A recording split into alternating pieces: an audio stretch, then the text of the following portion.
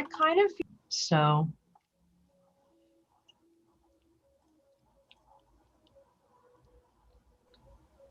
I've got the curtain. So do I. Yes. All right. I kind of feel so.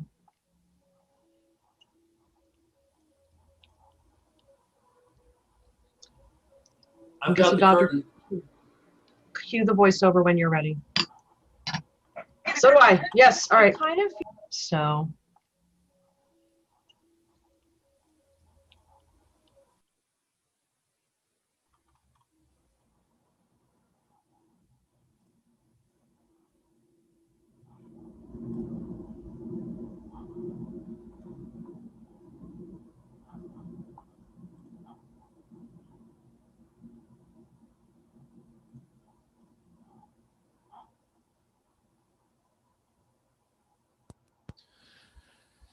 In the time after the Greeks beat off a mighty Persian invasion, two mighty city-states came to power with no one to beat off but each other. The Peloponnesian War between Athens, Sparta, and their respective allies was a relatively calm affair during the first year. In the second year of the war, a plague killed tens of thousands of Athenians, including the ones who wanted the affair to be calm. The war heated up. In the war's 10th year, Athens was blessed with a peace treaty. The Peace of Nicaeus, named for the Athenian aristocrat who negotiated it, was meant to last for 50 years. It wouldn't last for 3. In the war's 13th year, the largest land battle of the war would be fought at Mantinea. It was a major Athenian loss, even when the city was officially at peace. In the war's 18th year, the entire Sicilian expedition that had set out 2 years prior was dead to the last man, including Nicaeus.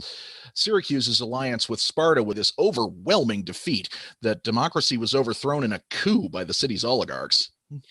Lysistrata was first performed in the 20th year of the war. Then, as now, everyone involved with the play was very, very tired of all the bullshit. And then, as now, the play was guided by the chorus, which is to say us. Be warned that this play contains foul, sexist language and themes that are several thousand years out of date. Please take your seats, silence your cell phones. Unless, of course, you're watching this on your cell phone. And if you want to support this and future shows, take note.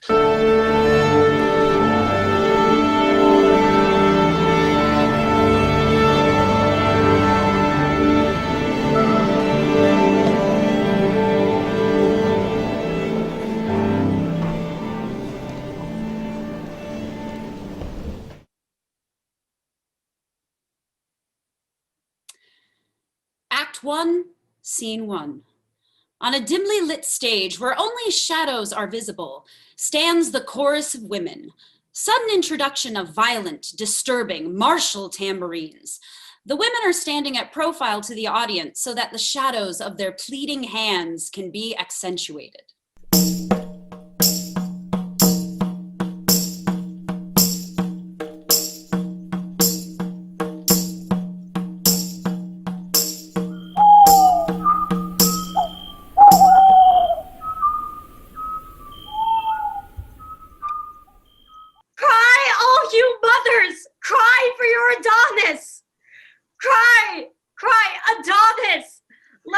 The death of Adonis! Cry, cry, mothers! Your Adonis is gone. Adonis is gone forever. Beautiful to all eyes. Adonis is gone. Lament his death, mothers of sons. Tits and clits. Tits and clits! That's what all this is about. That's all they are ever after. That and war. Blood and gore.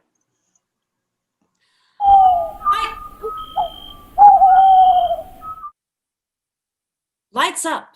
Dawn. A public place in Athens at the foot of the Acropolis, the entrance of which is a large gate at the center of the stage. The gate and the Parthenon are prominent. This is where the whole play takes place. The walls on the inside on either side of the gate have parapets where the actors will appear at various times. Lysistrata is holding an invitation, which she waves about furiously as she paces back and forth. A Scythian archer, a police officer, encounters two homeless vagrants outside.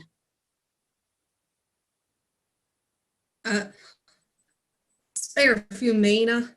I need tickets to the chariot races. Can anyone spare some mina? Honest living? Honest living. Can't panhandle here. Get out of here. We got nowhere else to go. Yeah, all the shelters are full. I don't know what to tell you. You can't stay here. All right, officer. Don't want to cause any problems.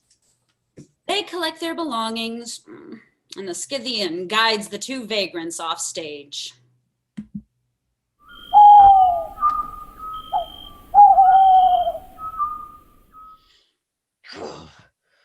If my invitation was to one of those orgies held for little dick or high dick or low clit, you wouldn't be able to get through all the bumming drum beaters clogging the streets. But for this? No. Oh, no, not a damn woman in sight. Not one of them. Oh, she sees Caloniki in the distance. Except for my neighbor. Thank goodness. Hi, Caloniki. Enter Caloniki.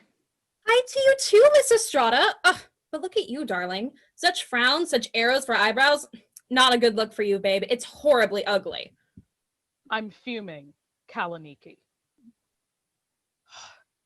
I'm boiling inside. Damn women, why do men think that we're smart and capable and cunning and capable of anything? Because we are, darling. We definitely are. But you call them to a meeting? A proper meeting to discuss something of some importance? None of that obscene, trivial stuff they're always on about. And where are they? Deaf and asleep. But they have heard you, darling. They just, you know how it is. A woman's exit from her abode is very, very difficult. Some of them have to go down on their husbands, after others have to go rouse up their servants. Others still have to put a baby to sleep. Others have to wash it, clean its poop. It's a whole thing. There are far more important things to worry about, Caloniki.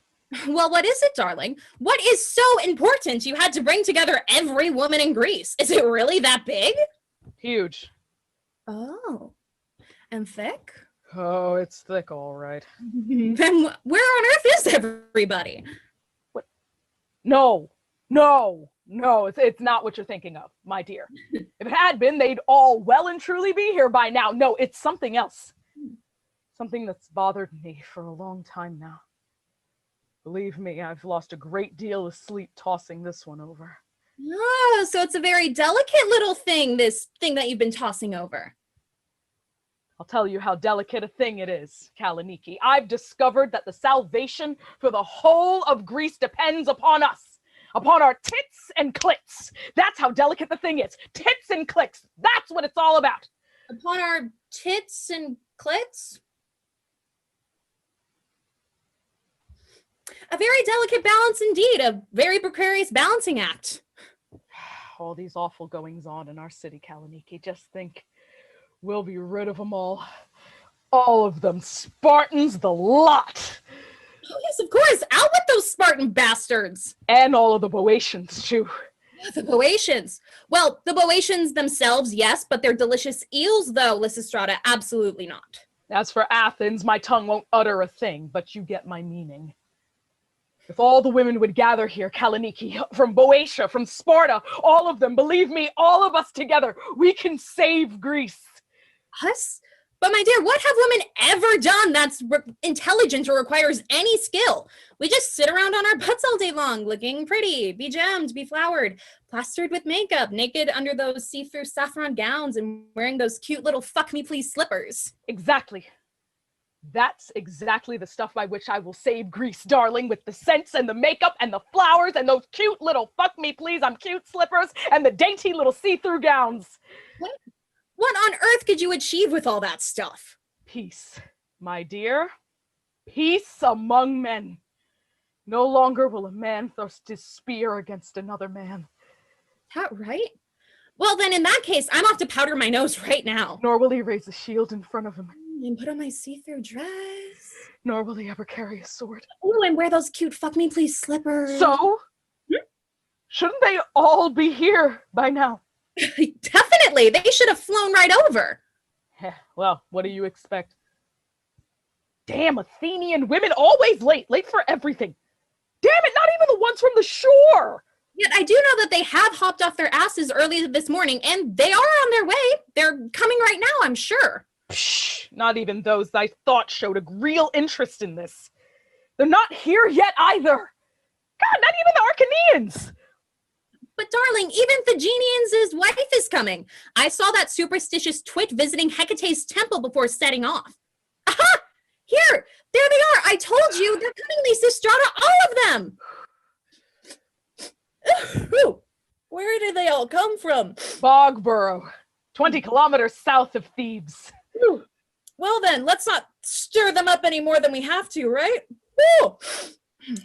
Enter Marini. Oh, she is wearing a beautiful gown with which she is very happy and with which she is often preoccupied by displaying admiringly at every occasion. Oh, we're not too late, are we, Lysistrata? Well, what's up, darling? Speak up, darling. Everyone's heard exactly what it's all about, Marini. I'm not impressed by you at all. But it took me ages to find my panties in the dark, Lysistrata. Anyway, what's up? What's going on? Tell us now that we're all here. No, not yet. Let's wait a little longer for the Boeotian and Spartan women to arrive. True. Ah! Here's Lampito! Enter Lampito and Ismene. Lysistrata rushes over to Lampito and, impressed by her body, begins to fondle her excitedly, lasciviously. Hello, Lampito. Oh, my darling Spartan. How positively fructiferous your body is, your beauty. What a color. What a vigorous, horny body. Darling, I think you could strangle a bull with this body. Yes, I think I could too. I exercise regularly. I mean, very regularly. Push-ups, sit-ups, Kegels, and I go through every bit of me. Every bit of me. Including my butthole. Mm. Oh, and your titties too. Oh my God. Hey, why are you groping me like that, like some sacrificial cow? Lysistrata stops the groping and turns her attention to the other woman on the stage. Ah, and this one. Who's this young beauty then? That is the delegate sent to you from Boeotia by the name of Ismene. Yes. She points at Ismene's crotch. Boeotia of the beautiful meadows. How positively gorgeous your meadow looks, Ismene.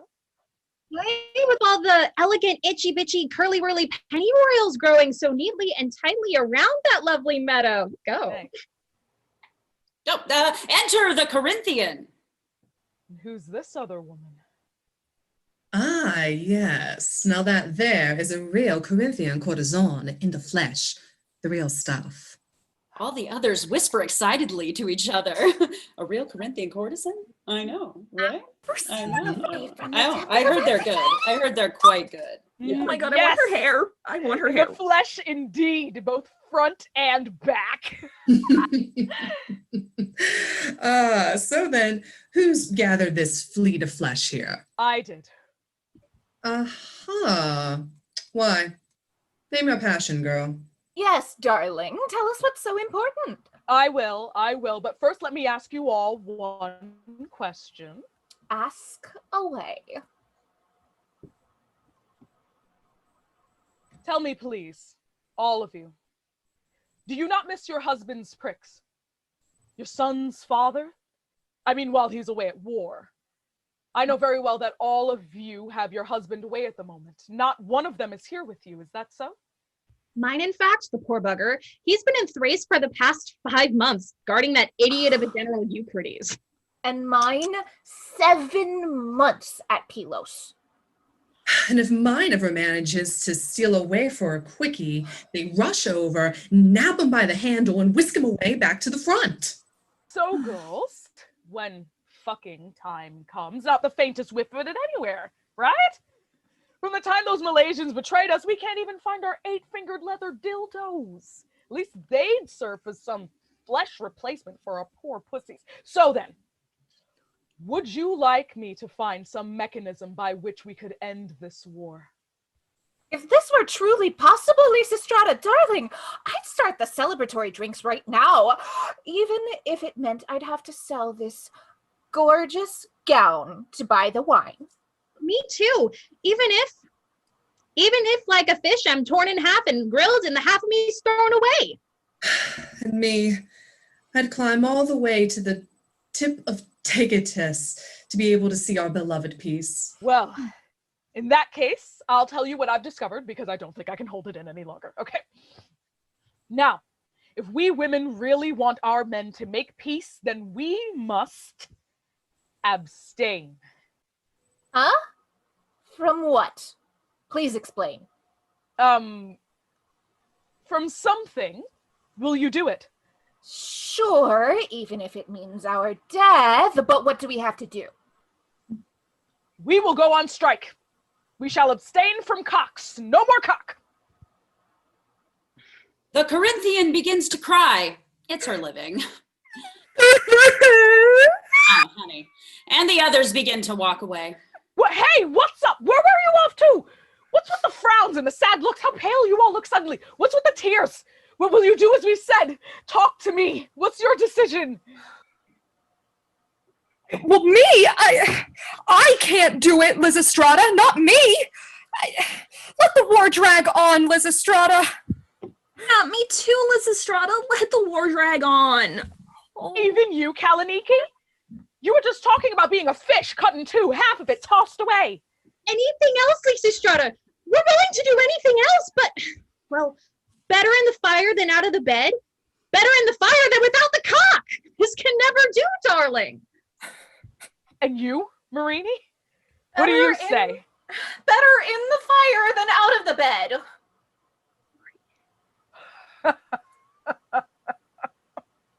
What a load of nymphos, each and every single one of our sexes! The tragedians were right about us, you know, screwing above all else, no regard for the consequences. But you, my darling Spartan, you and I, Lampito, just the two of us could still save the matter. Come on, vote with me.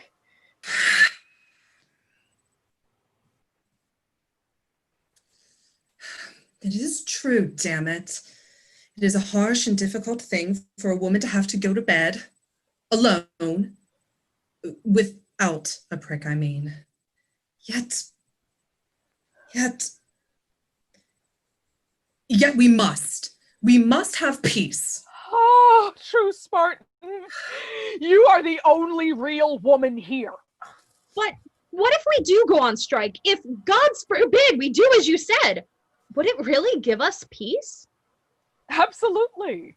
Look, all we have to do is we simply stay indoors, put on our luscious makeup, naked beneath our flimsy little blouses, our curlies thoroughly coiffured and plucked, and we just sit and wait for our men. Soldier hubby comes in, sees us, immediately stands at attention. Solid, stiff, horny. He's torn to shreds with lust, but we move back. We simply don't go to bed with him. I can assure you, darlings, peace will be signed before you can say, come again. Just like Menelaus and Helen. Helen flashes her tits at him once, and our boy throws away his sword forever. He was only going to kill her just a second before that, for what she had done to Greece. But what if the men go on strike too, and we get horny instead? Well then, darlings, we are all well acquainted with Pherocrates, for goodness sake, aren't we? We'll just do as he did, butter our own muffins. Diddle Miss Daisy. Paddle the pink canoe. Badger the wit. Fire the Sturgeon. In other words, we masturbate. Oh! Down. Yep. Nah, mimicking other people is crap. Yes. What if they drag us to the bedroom? Take a tight grip of your flaps, darling. What if they beat us then? Oh, mm-mm. Uh-uh. Mm-mm. Oh. Well, all right, we give in to them, but we make it hard for them then, my dears. We cross our legs or something, because it's no fun for them if they have to work for it. They'll quickly give up. A man just won't enjoy himself if a woman won't help in the process. Right. Well then, if you two agree, then we agree also. We're with you, Lysistrata. Yes. All right then. But we Spartan women, we will be able to do this, to persuade our husbands to bring about a good and honorable peace straight away. But what about all of these Athenian pricks, these warmongering Athenian pricks? Who will straighten them out? Oh, don't you worry about them, Lampito, darling. We'll see to them. Not very likely. Not while they got all those ships at sea and the loot locked up in there, inside the Temple of Athena. No, we've thought of that too, Lampito. No problem. Today, we'll take over the Acropolis. While we're all here getting the sex strike organized, the older women will be going up there under the pretense of conducting rituals and sacrifices, and as soon as they get inside, they'll seize the place. Take it over. Scythian policewoman, armed to the teeth, helmet, bow, arrow, shield, sword, knife, is walking by. She sees the group in a tightly knit gathering and stops to examine suspiciously. Oh, well then, that's great. A very well thought out plan, Lysistrata. Very thorough indeed. Well done, girl. Thank you, Lampito. Right then, now, quickly, let's take a good, strong, inexorable, unbreakable, no loopholes oath. Give us the words and deeds and we'll do it, Lysistrata. Good. Now. As she sees the Scythian policewoman. Hey, yo, cop woman. Yes, you. What are you leering at? Bring me that shield of yours, here. The policewoman obeys, dumbly. Put it right here. Okay, now turn it upside down. Yeah, policewoman obeys again. Now, someone bring me some entrails. Oh, the policewoman, who had been watching everything, likes all of this. From now on, she becomes one with the group. Entrails? Entrails, Lysistrata? What kind of oath do you want us to be taking? For goodness sake. What sort? The sort you perform on a shield, like the one Aeschylus mentioned somewhere, you know, where the soldiers kill a sheep and then they go on and that whole thing. Oath of peace by spilling blood on a shield?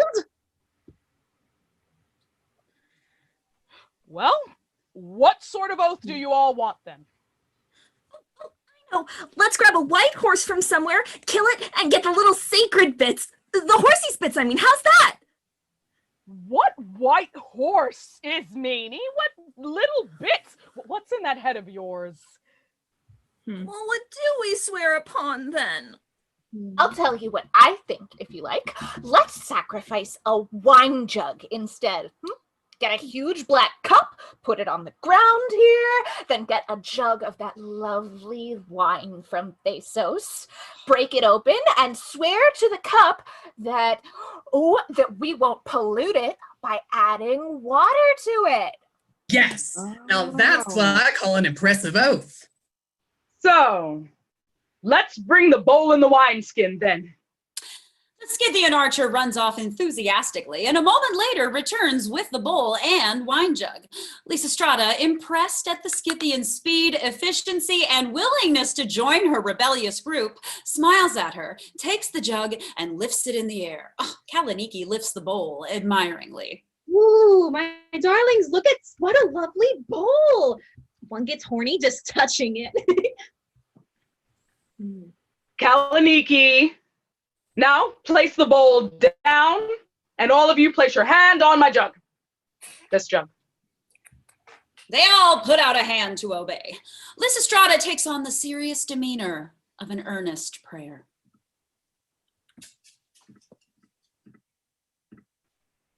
Goddess persuasion, and you offering with grace.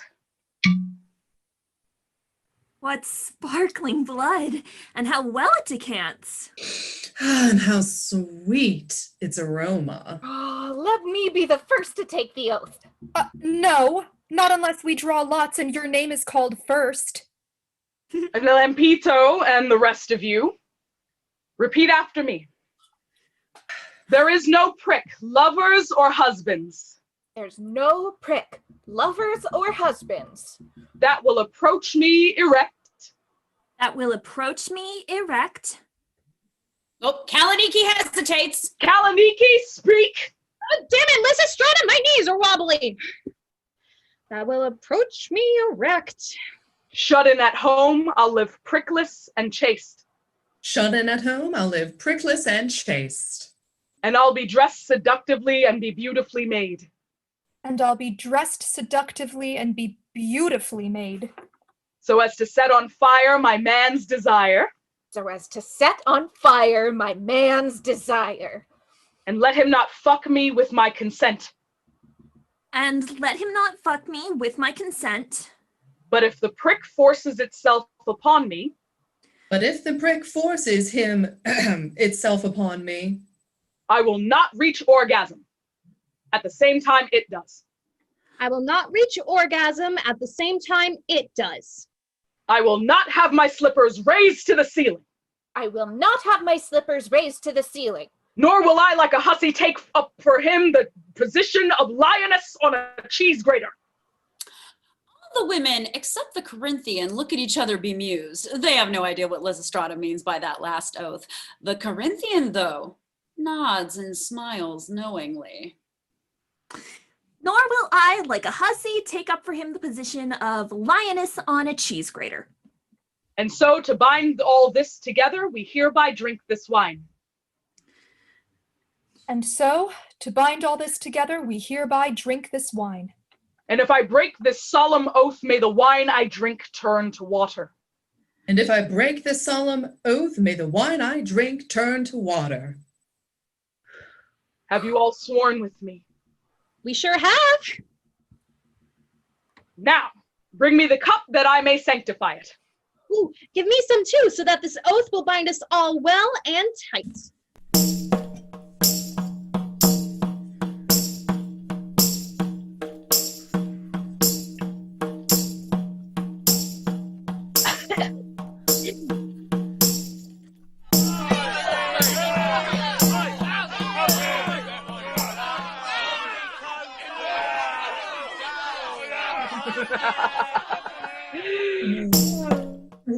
What's all the noise? Aha! Just like I said, our older women have seized the Acropolis. Quickly now, Lampito, you head off towards accomplishing your end of the bargain.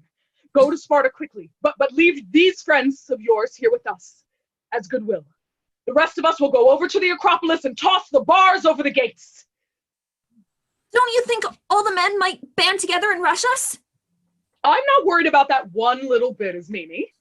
If they threaten us with fire, and even if they manage to open the gates, so what?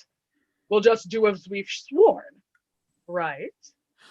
Right, of course, yes. Otherwise, we'll remain forever as we always were. Cowards and floozies to all of them. Oh, let's go, girl. All right, those cowards and floozies, they exit all cheering. Oh. All right. Scene 2. Let's see. Group of men enters from stage left. Stage left will henceforth be their territory. It's where they'll be retreating to when business asks for a retreat. They all wear a surfeit of clothes, which they take off one at a time at various instances for comedic effect. Thrakis, their leader, is negotiating his grip on a long branch on his shoulders and a fire-making pot of sorts, which makes a great deal of smoke. Between all of them, they're carrying wood of some sort or another, branches, kindling, etc., as well as crowbars, ramrods, and other such-like implements that may be useful for breaking and entering. Thrakis is walking just a little bit ahead of the others and, like the others, is irritated by coughing fits brought about by the smoke. Go on now, my poor boy. Go on, Drachis. Even though your shoulder is breaking under the weight of this huge, wet olive log. Go on, my poor boy.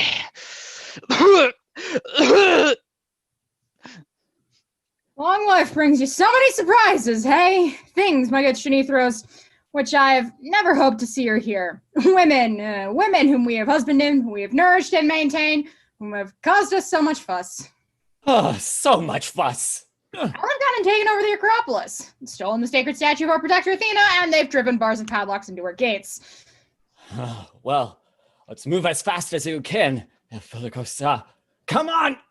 Let's place all these branches around. Well, let's teach them a lesson. Let's light a high flame. Bribe a lot of them? First of all among them, Lycon's wife Rhodia. A bastard of a politician deserves a lecherous wife. A degenerate wife. Faithful reprobate, wanton to the end. Oh, by Demeter, no one will dare laugh at us while we're alive. Thraki's takes up his equipment again. He is visibly struggling. Just a little bit further now, Thrakis, my good man. Go on. And we're doing all this without even a donkey, hey, Stranithros? Our own bare backs. Yeah. God damn lug! Two of them have plunged themselves right into my bones. Well, what can one do, eh, Petrus? We must go on. Go on, go on. Walk up the hill. Walk up the hill, walk on. Walk on, walk on. And blow hard at the fire. He blows into the fire pot. The smoke proliferates and the men choke on the smoke.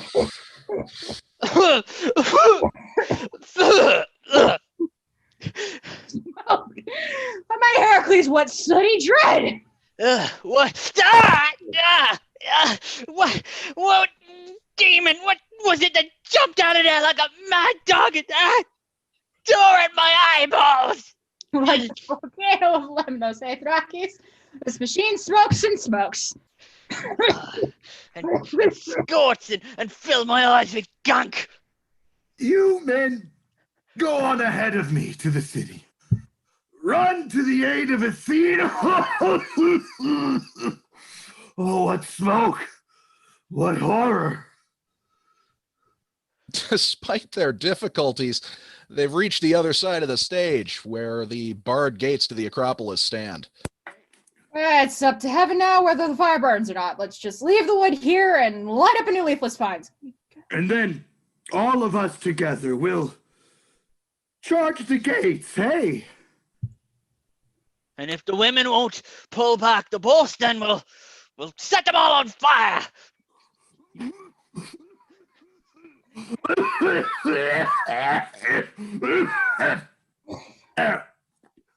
I think now we're winning. Put the fire down! Oh, the smoke will kill us! Oh, for a Samian general to take this wood from my hands. There, putting mine down here. They've bust my balls.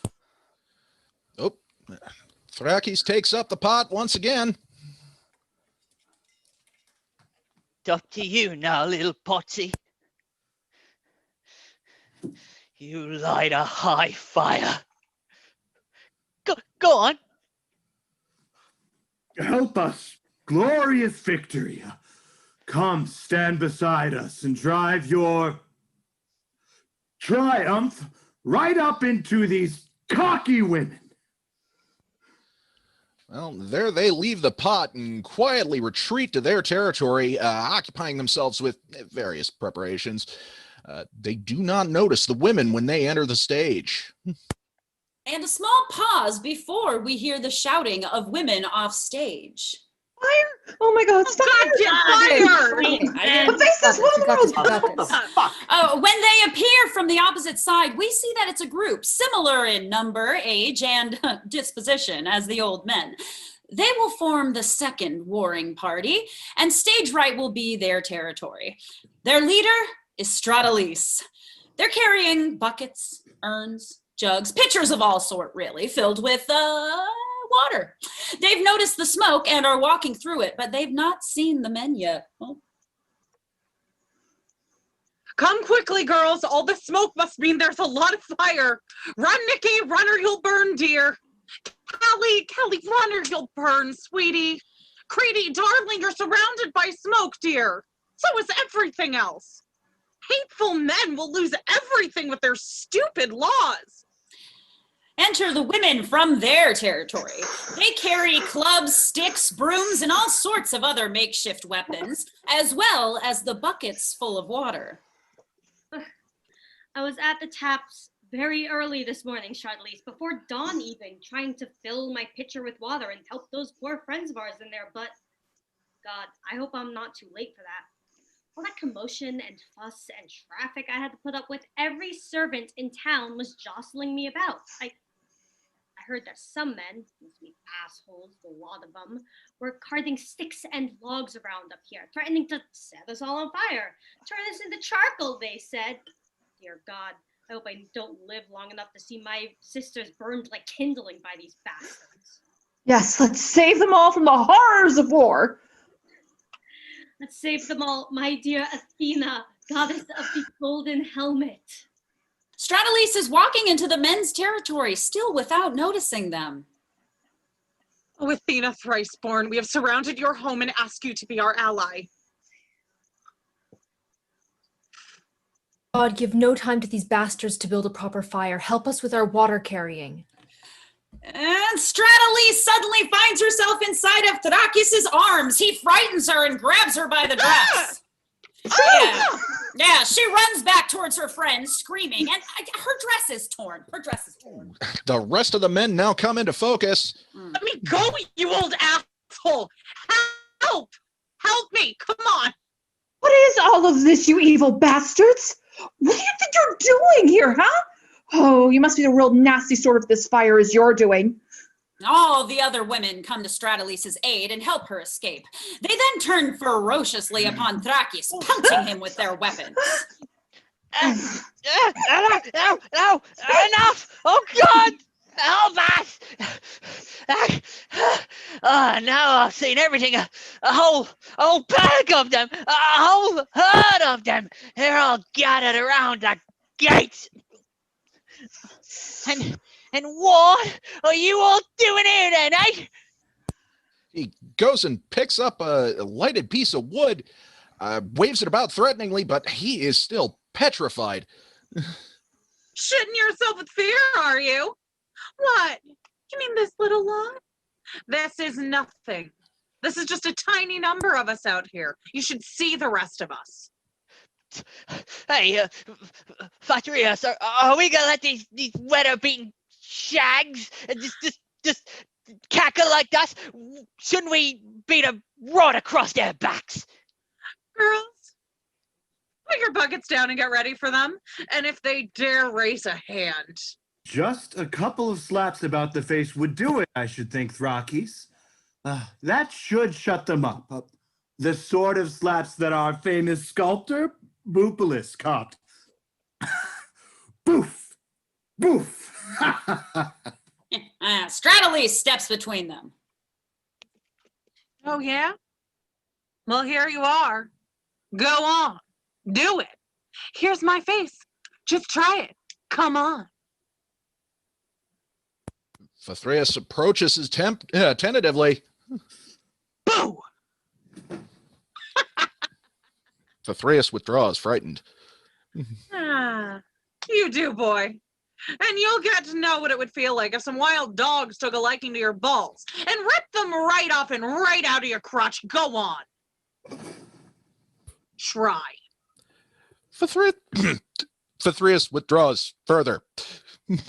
If you don't shut up, you old hag, I'll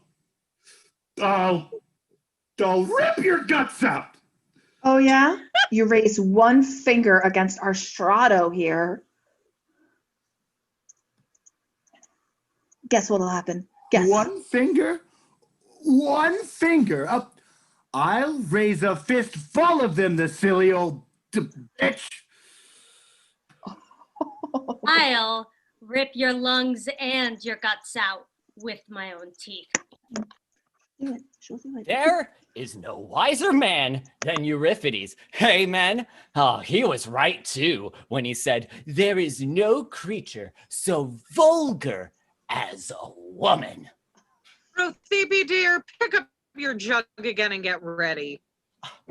Yeah, and wait, why did you, God-cursed women, why did you bring all this water here, huh? You old bum beater, why did you bring all this fire here, hey? To roast yourselves?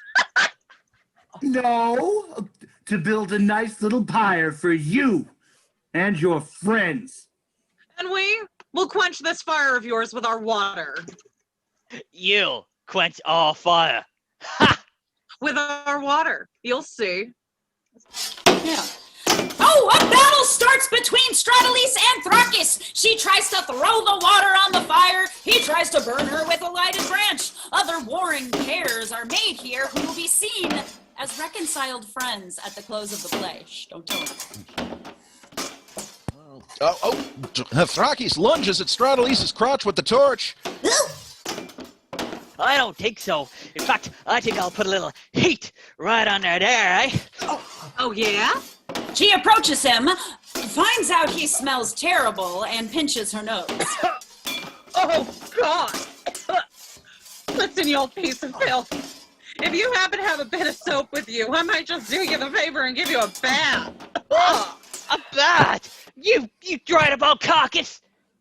Yeah, it'll be a real nuptial bath. Oh, what arrogance! Because I'm an emancipated woman.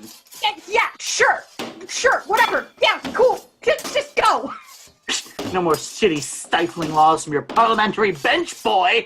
Oh, burn her hair for that, eh? Bastards! Do your stuff, girls. Drown them now. The women chase the men about until they pour the water all over the men's heads. Bloody hell! Not too hot for you, is it, dearie? Hot!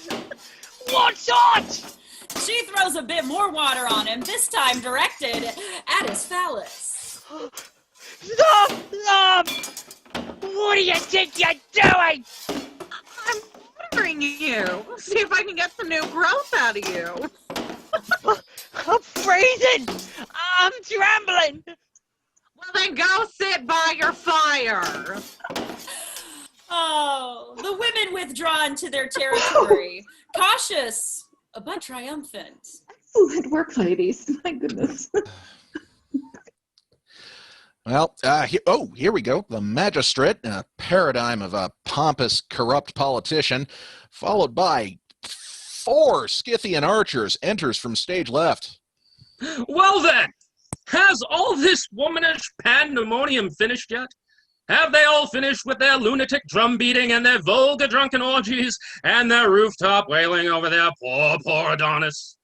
All this stuff reminds me of the day, may we never see that day again, and when Demostratus talked us into sailing against Sicily. Remember? His drunken wife became an orgy of lamentations about her little Adonis.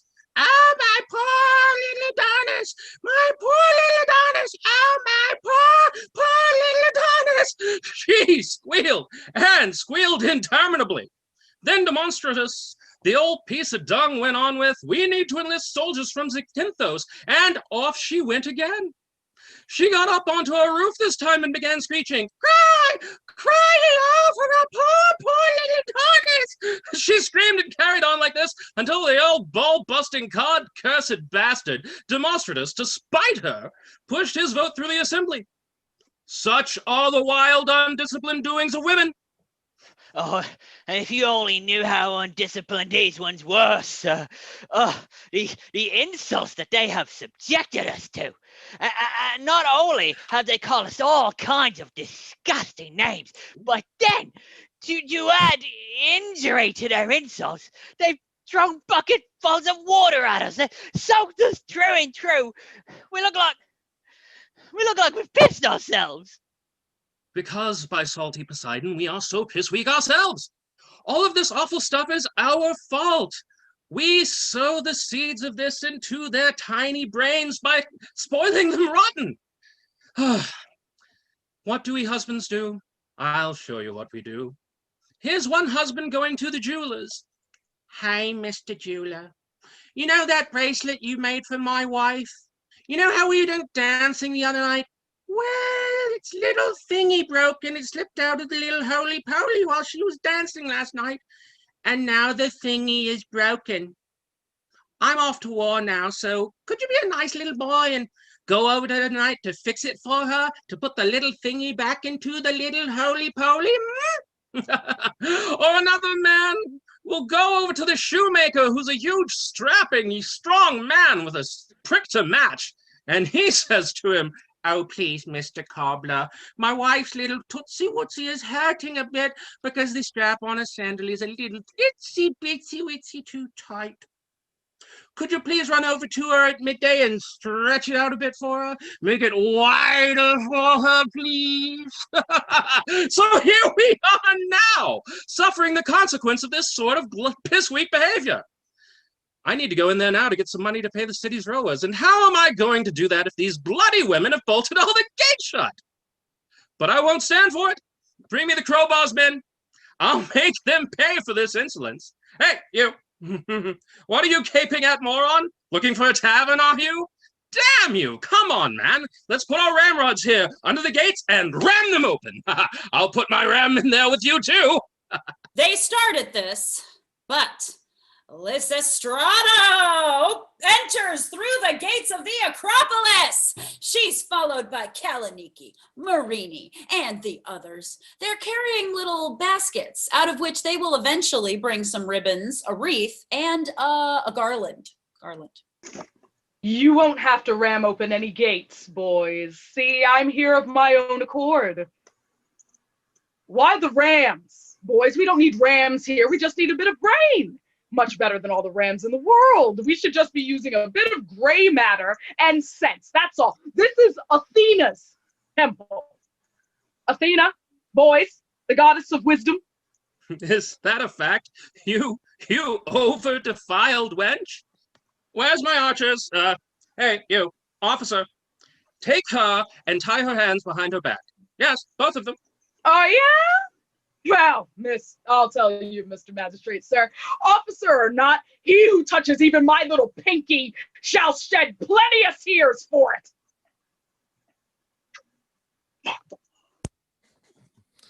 The Scythian retreats cowardly. What? Are you afraid, man?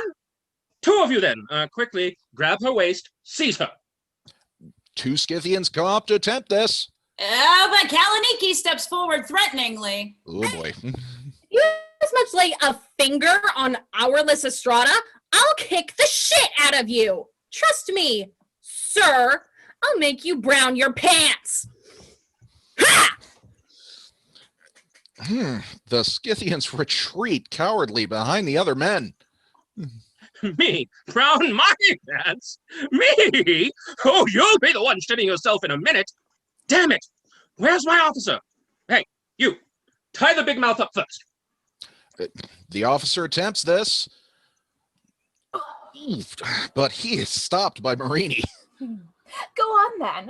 Touch our Caloniki if you dare. Go on. One little fingertip, shithead, and you'll be calling for surgery. By the gods! And who's this one then?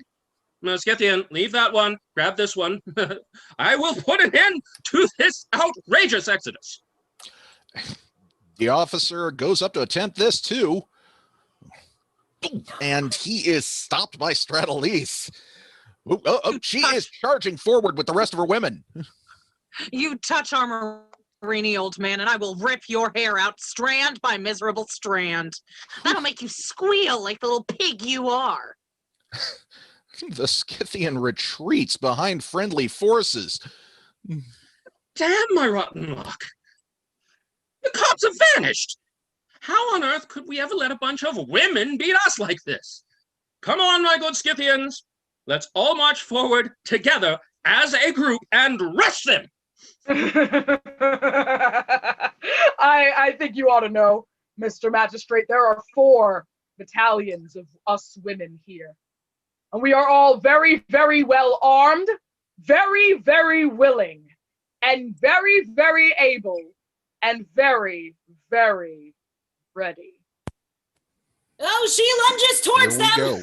Quick now, officers, tie their hands up. Women, sisters, come out here, all of you.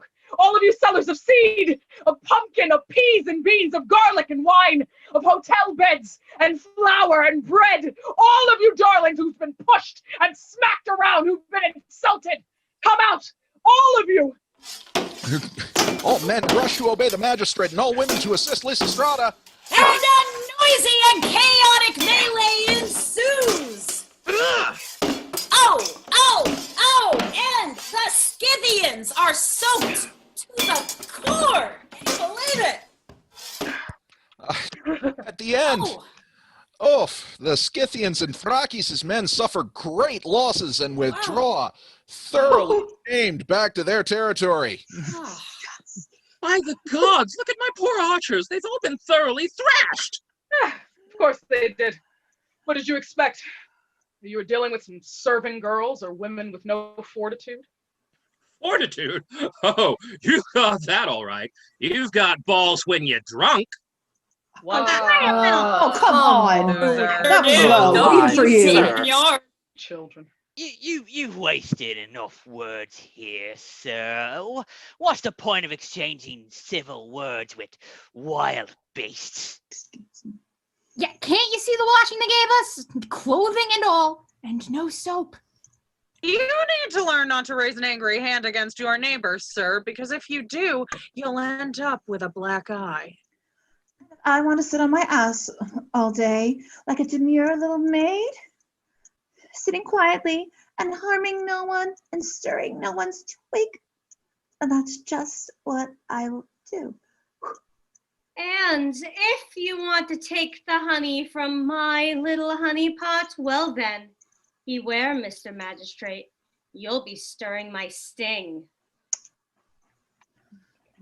The magistrate turns and gathers the men around him for a conference. And the women do the same in their territory. Really proud of us. Oh God, how do we deal with these beasts? I can't take much more of this torture. Let's think this through. Whatever gave them the idea to climb this unclimbable cliff to this sacred and hallowed ground? What made them come to the Acropolis? Ask her, Your Honor. Question her, but don't trust her. Don't trust a single thing that she does or says. It'd be shameful to let this go without a sound trial. Right then. You, first thing I want to know from you is, what were your thoughts when you came to shut our Acropolis up with bars and rams? So as to keep the money away from you, so that you can't use it to fund your stupid war. You think we need money for war? Yeah, I think you need money for war. And not only for war, but you've screwed everything else up along with it as well. All of this war of yours has done is give crooked leaders like Pissandros, to name one example, the opportunity to steal money so as to feed their constantly rumbling guts. So my dear magistrate, what we will do is this. We will let their guts keep on rumbling. From now on, they won't be able to do whatever they want with that money. The money will not come down out of there just to shut up the rumbling of their guts. Not ever again. Oh yeah, and what'll you do with it? What do you mean, what will we do with it? We'll keep it safe. That's what we'll do with it. You? Keep it safe? What's so hard about that? We've kept the house purses safe for years. House purses? House purses! That's a totally different thing, you silly woman. And why is that? This is a war fund, you stupid woman. A war fund! Get it? And that's exactly our first goal. No more war. Get it? No war? No war? How on earth are we going to defend ourselves without war? We'll protect you. No need for war. You lot. Ha! Yes. Just little Lolas, we the women. Savagery. We'll save you, Mr. Magistrate, sir. Whether you like it or not. Oh, what a painful utterance. What are you getting angry about? What must be done must be done. But God, it is so damn unfair. But it's the proper thing to do. And what if I don't want to? All the more reason to do it then. What got you so concerned about war and peace all of a sudden? What? Well, I'll tell you. Well, talk fast then before your tears begin to roll. All right, listen then, but keep your fists to yourself. I can't. It's too hot for me. They're so angry. Then it's you who'll be doing the crying. Oh, croak those words to yourself, you old hag. You, talk to me. But of course. Now, before the war, everything you men did, we suffered in silence and dignity because you wouldn't let us make a sound. Not a peep. God, we hated you for that. And then all the time we'd hear about those dreadful decisions you'd be making about some very important issue or another, but we'd put on a smile to hide the pain and come to you with, how did Parliament go today, darling? Any laws on the law pillars about peace? Well, my own husband would answer with, what's it to you? And with, won't you ever shut up, woman? So I'd shut up. Me? I'd never shut up. You? By God, I'd have given you something to squawk about, you old crow. And that's exactly why I did shut up. And then other decisions of yours, stupid decisions, would come up, and again we'd ask, husband, how could you do such stupid things? And my dear hubby would take one frowny look at me and tell me to go back to my weaving.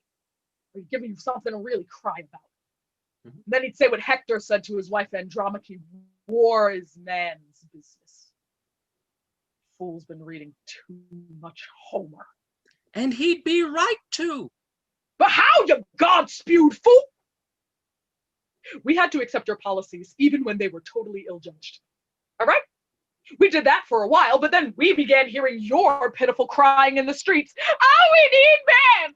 Where are all the men? Oh my, there isn't a man left in our country, not even one! So we women thought we should get together and try to save Greece. Enough waiting for you foolish lot of men to do it. We women can wait no longer.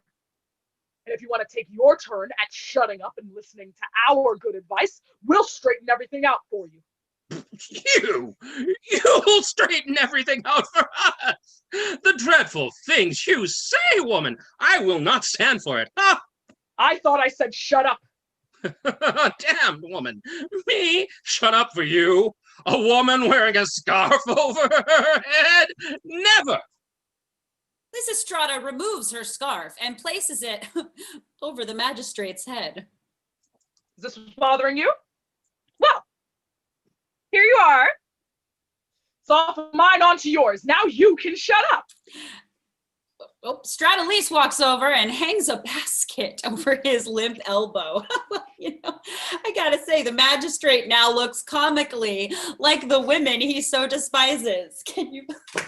And you can have this little basket too. You're sewing them there, and some beans for you to chew on while you're working on it. From now on, sewing for you, war for us. Put your jugs down, women, so we can give our friends here a hand. It's our turn now. Great, I never tire of doing the sacred dance, and my good knees don't buckle under the workload. Me too. I want to be just like them in everything. Same bravery, same charm, same wisdom, same virtue, just as patriotic and as proud. So come all you grannies and nannies of the bravest, prickliest of the nettles, let loose your anger, but don't slacken your force of charge. The wind is right behind us, women. Let's go. So long as sweet-tempered Eros and Aphrodite are still bulging our breasts and our pussies with their lusty breath, and so long as they make our men's pricks stand like policemen's truncheons. And I'm sure the whole of Greece will be calling us battle blockers. Is that right? So, what will you do? If we first stop the mindless display of arms and lunacy in the marketplace. That's right, by Aphrodite. Stupid bastards, they're everywhere! Armed to the teeth and pacing up and down between the cabbage stalls and the pottery shops like frenzied lunatics! Idiots! But of course, woman, that's the way of heroes.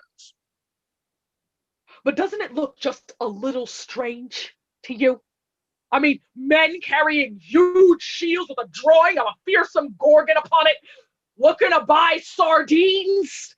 So damn true. I saw a guard the other day, this long-haired fool on a horse, stuffing a shiny bronze helmet full of peas he'd bought from an old woman's stall.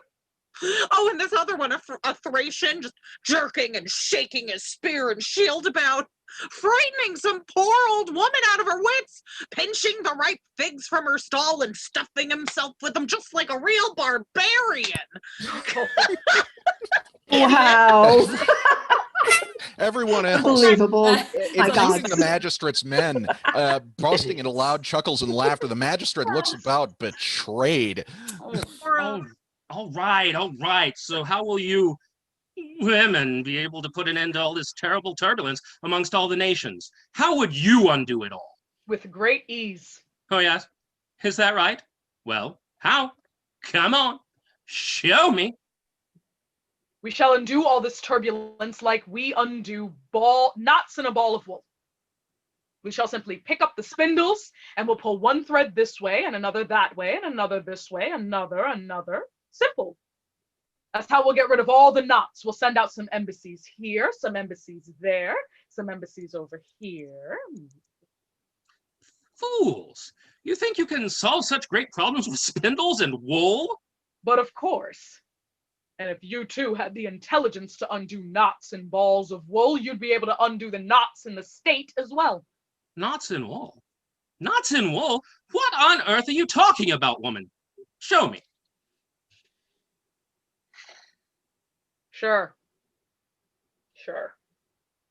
Lysistrata now turns and speaks directly at the audience, as if she's giving them a lecture, as if she's holding them responsible for much of Athens' predicament. You simply wash the city like you'd wash wool. First, you put the wool in the tub and get rid of all the daggy bits, all the crap around its butt. And then you put it on the bed and take a rod and scutch and bonk all the burrs and spikes out of it. All the burrs and spikes that have gathered themselves into tight knots and balls and are tearing and tangling at the wool of the state. Well, you just tease them right out of there. Rip their heads off. Then, off for the combing, you put all the wool together into one basket. All of it, friends, foreign and local, allies, anyone who's good for the state. Drop them all in there. As well as all of our citizens from the colonies. Consider them too as parts of the same ball of wool, only separated from each other. So, what with all those colonies joining the ball, you'll be able to weave a cloak big enough for the whole of the city. How bloody frightening. All this spindle spinning and rod rotting these women want to do. What do they know about the suffering that goes with war, about bearing the burden of war? Nothing. Nothing? Nothing? You corrupt chucklehead! We suffer twice as much as you! Firstly, we give birth to these men, which you promptly send off to war! Oh, shut up, you stupid woman. Let's forget all this stuff. And secondly, we women have every right to be enjoying the prime of our life, which which is now, but because of all these campaigns of yours, we all go to bed alone these days. And it's only us who are suffering, not only us, but our daughters too, whose prime is passing them by even faster. They're in their rooms, totally alone. And don't men get old too? You think it's the same? When a man comes back from battle, even if he's old and gray, he can still find a fuck. Whereas women's prime races them by, and if no one grabs it, she'll never get a fuck.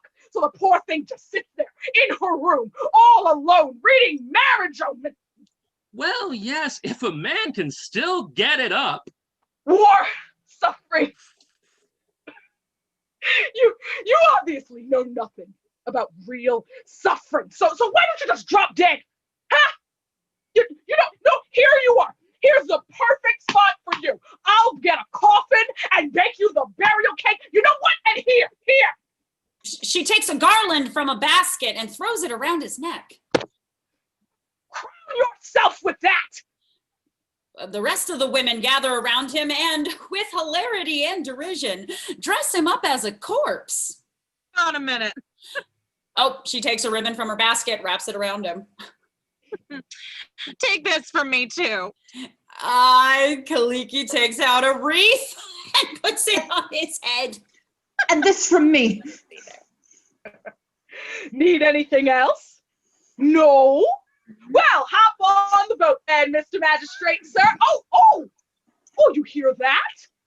Oh, it's Charon calling you. Next stop, the underworld. Go, hop to it. What's holding you back? Just die already, you old lunatic. My God, the things I have to endure, right? That's it. I am off to show my brother magistrates what these women have done to me. I am going exactly as I am, just like this. The magistrate and the Scythians exit defeated. I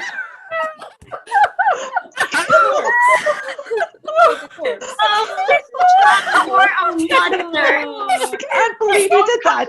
We didn't give you a good funeral. And we'll give you the proper 3-day memorial at the day after tomorrow, if you want. Oh, and boom goes the dynamite. Ha! Satisfied and with laughter, Lysistrata, Caloniki, Meredith, and the others leave the stage through the gates of the Acropolis. What a show. Scene 3. Thrakis moves with his men towards the center of the battle.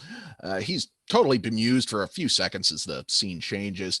Then, agitated and determined, he stares his enemy in the face. Right. All right. It's time for all free men to stand up and get ready for action. Right. Let's strip, men, and just examine this huge issue. Oh. His limp phallus becomes even more conspicuous now that he's taken off his cloak. Hey. Right. His men follow suit. They're suddenly hit by the smell which resulted from their last action. I can smell something very foul around here. In fact, I can smell Hippia's reign of tyranny behind all this. I can smell Hippia's type of dilemma. Horsey woman on top. I'm petrified. I have an awful hunch that some Spartan men gathered all their women together and tugged them off to the house of that womanizer Cleisthenes, and he in turn got them to rile up our women here to seize our funds and my wages, my daily bread. It's grotesque how these women are running around alarming our citizens with ejaculations about bronze shields and about making peace with Spartans. Spartans, they're about as trustworthy as wolves with gaping and salivating mouths. Friends, these things are all threads that these bastards are weaving together to get the cloth of tyranny over us.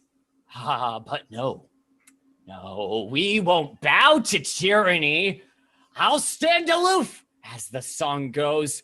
Oh, I'll bury my sword in the myrtle bush, the myrtle bush, the myrtle bush, and I'll stand fully armed behind the statue of our favorite tyrant killer, Aristophanes, in the marketplace.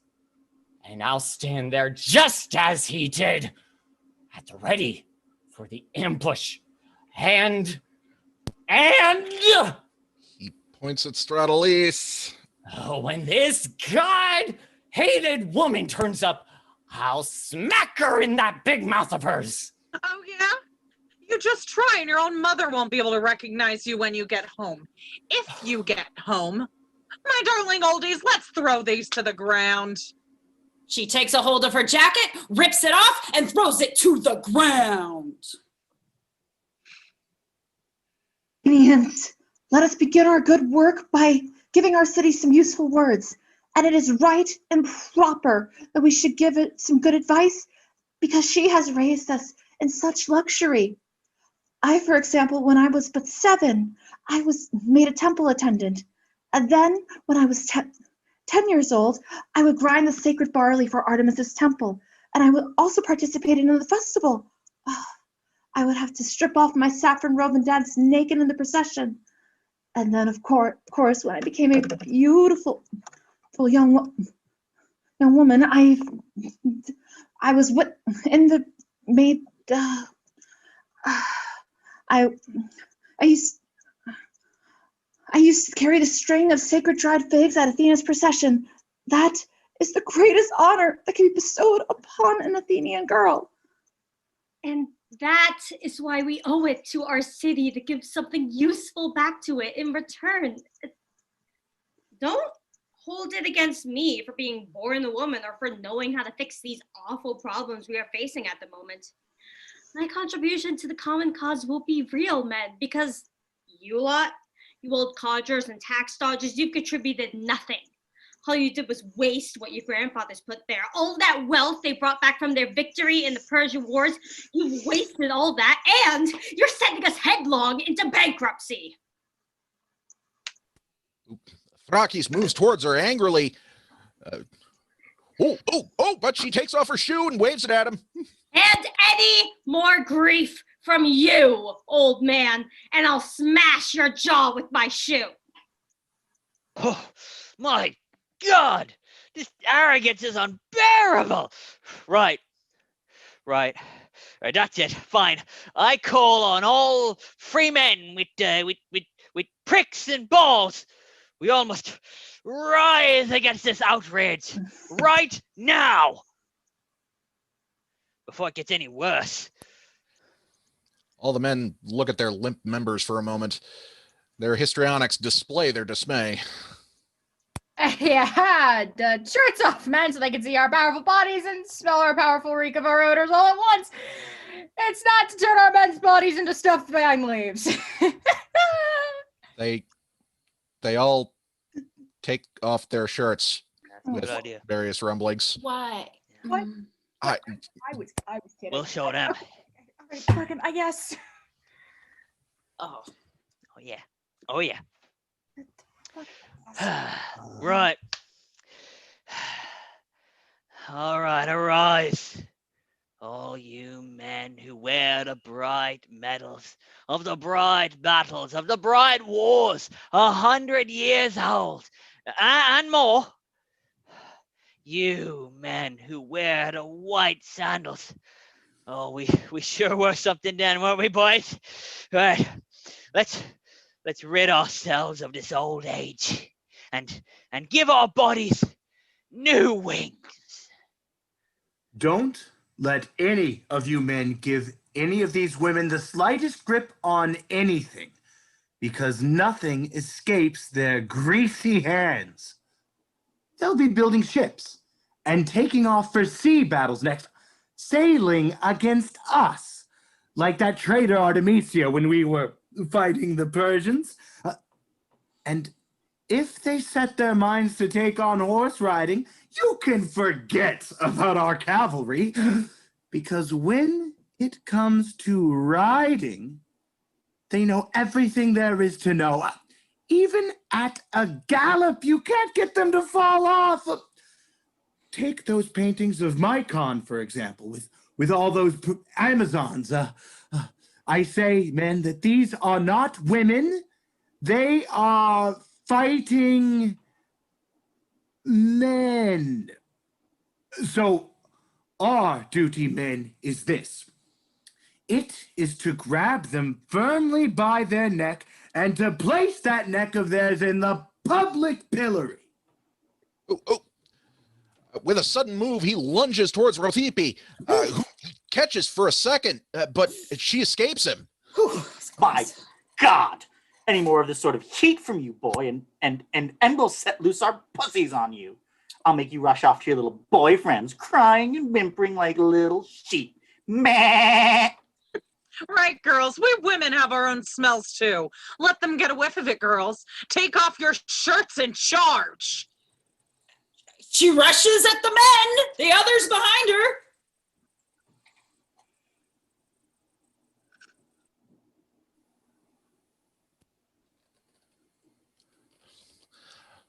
Come on, then. One of you try and hit me. Come on. Huh? You'll never be able to chew garlic again, nor beans if you did. Phileros begins to charge towards her. One bad word from you, you old crazy, and I will rip your testicles off. Oh, just like the little beetle did to the eagle eggs in Aesop's little story. Chirp, chirp. Ouch, ouch. And me? I'm not worried about you men. Not while my Lampito and that noble girl from Thebes' Menia are alive. You lot are totally useless. 7 rounds of legislating and still nothing. That's how much everyone in this city hates you. Just yesterday, I had a party for all of us women in honor of Hecate. So I invited one of the neighbors, a stunning little courtesan, beautiful, like a Boeotian eel, no less. But no, she wasn't allowed to come, thanks to your stupid laws. It seems you'll never stop all of this stupid, aggravating, masturbating legislating until someone grabs you by your groin's dangler, tosses you around, and rips your ass apart. And she lunges at Thrakius' phallus. The men retreat, panic-stricken. Under subtle light changes, they retreat to their territory and, ashamed, take away all the wood and implements they brought in with their first entrance. These implements will not be used for the duration of the play, so you don't have to worry about them. The men stay at their territory for the duration of the next scene. A small pause before Lysistrata enters through the gates. I don't know about you, but she seems distressed. Scene 4. Leader of this enterprise, leader of this grand scheme. Why have you come down from your lofty chambers? And why do you look so deeply worried, woman? The behavior of bad women and the sex-clogged brains, Stratolise. That's why I lose heart. I've been spending all day long pacing nervously up and down. Why, Lysistrata? What's up? It's true, girls. We have sex-clogged brains. Well, tell your friends. What's the matter, darling? It's too shameful, and it's too heavy to carry around in your chest. Well, don't hide it from us then, Lysistrata. Give us the full damage report. To put it in 4 words, girls, we need a fuck! No, gods, no! Oh, gods, no! Please! God, Overdue. God, There we go. God, what are you calling him for? What's he got to do with any of it? It's the way things are with us. I just can't keep these women off their husbands' pricks. They're constantly running off. One of them, I caught scratching a hole on the wall that leads to Pan's cave. You know where Apollo did his raping? Another was trying to escape by hurling herself down some lever and pulley thing. Another one, this one decided to climb up onto a bird the other day. No doubt hoping to fly over that womanizer's Orsicalis' house, but that one I tore down by her hair.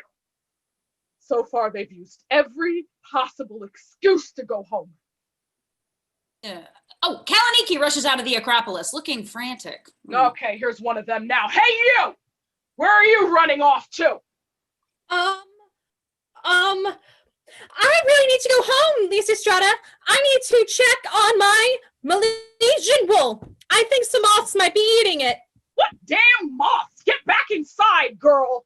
I'll be right back. I swear to the gods, Lysistrata, just let me go and spread my wool out on the bed. I swear, Lysistrata, it won't take too long. You'll go nowhere, and you'll spread nothing nowhere either. So you'll just let my wool die then? If that's what will happen, then yes. Oh, Marini rushes out similarly. What a stupid fool I am. Stupid fool. I forgot my lovely flax, totally unscotched at home. Aha! Here's another off to get a flax scotched. Back inside, you! Oh, but I swear, Lysistrata, by the moon even, please, do just let me go and bonk it a little. I'll be right back. No bonking, because you stupid girl. If you do it, then everyone in there will want to do it as well. Now Ismene, the Boeotian wife, rushes out similarly. And okay, she looks pregnant. Oh, dear gods, oh, dear, oh, you divine protectors of birth, I beg you, hold back this delivery till I get off this sacred soil. Ah! What are you warbling on about, woman? I'm about to give birth, Lysistrata. Birth? But you weren't pregnant yesterday. Today I am, though, Lysistrata. Send me home to the midwife, please. I beg of you. Send me off as quickly as possible. So you're pregnant, huh? She feels the bulge. And what's this you got here, eh? Ugh, so hard. Yeah, it's a boy. Let's see then. Oh my God. She taps at the bulge, which makes a ringing sound. That was more like a gong. Sounds like there's something bronzy in there. And it sounds hollow, like it's mom's head. Let's see this baby of yours. She lifts up Ismene's skirt and discloses the article. Oh, the sacred helmet of Athena! Oh, you're not pregnant at all, are you, my stupid girl? But I am pregnant, Lysistrata. I know I am. I swear I am. And the popcorn tin is for... In case I was taken over by the labor pains while I was in the Acropolis, I give birth in this helmet, like the pigeons, so that the birth wouldn't touch the sacred ground. You understand, Lysistrata, don't you? I'm trying not to defile the sacred ground of the Acropolis with my birthing thing. My God. What excuses? Oh, no. Yeah, I understand now, right? The birth will pollute the holy ground and such. No! You're not going anywhere, my girl. You're just gonna stay here for the babies. I mean, the popcorn tins naming party. Lysistrata, ever since I saw the sacred snake, I can't even sleep here. The Corinthian rushes out, feigning similar distress. I'm going nuts with these owls all damn night long. Woo! Woo! Woo! Enough, you fools! Enough exaggerations! All right. Maybe you do miss the pricks. All right, but don't you think that they miss you too? They are going through some very stiff nights themselves out there. Believe me, control yourselves, darlings, and persevere for just a little longer because there's an oracle about us and it predicts victory for us if we don't split asunder and begin fighting each other. No, you know what? Here it is. Yeah, she takes a scroll out of the folds of her dress. Here it is.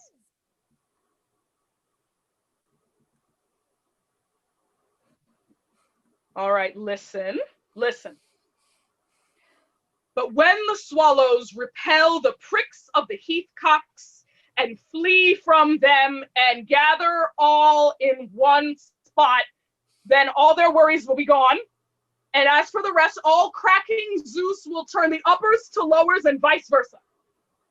So we'll be doing the riding from now on. Horsey on top. Exactly.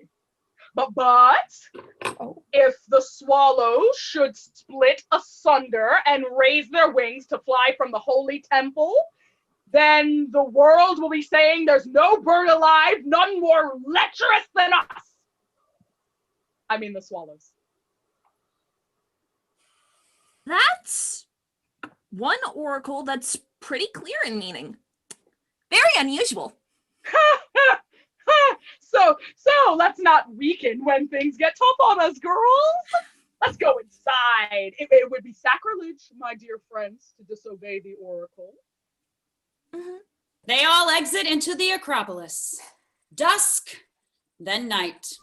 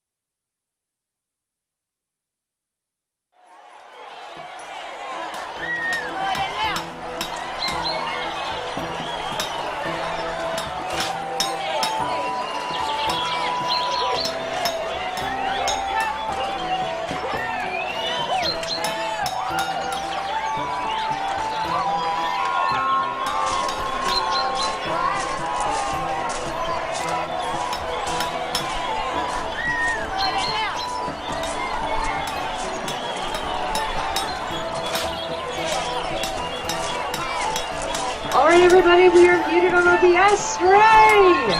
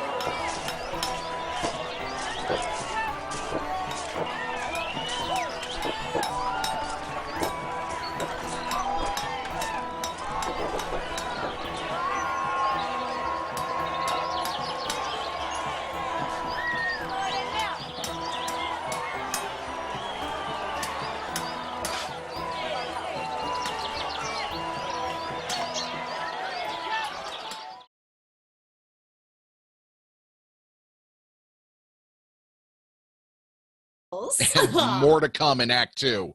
Coming back in just 2 minutes.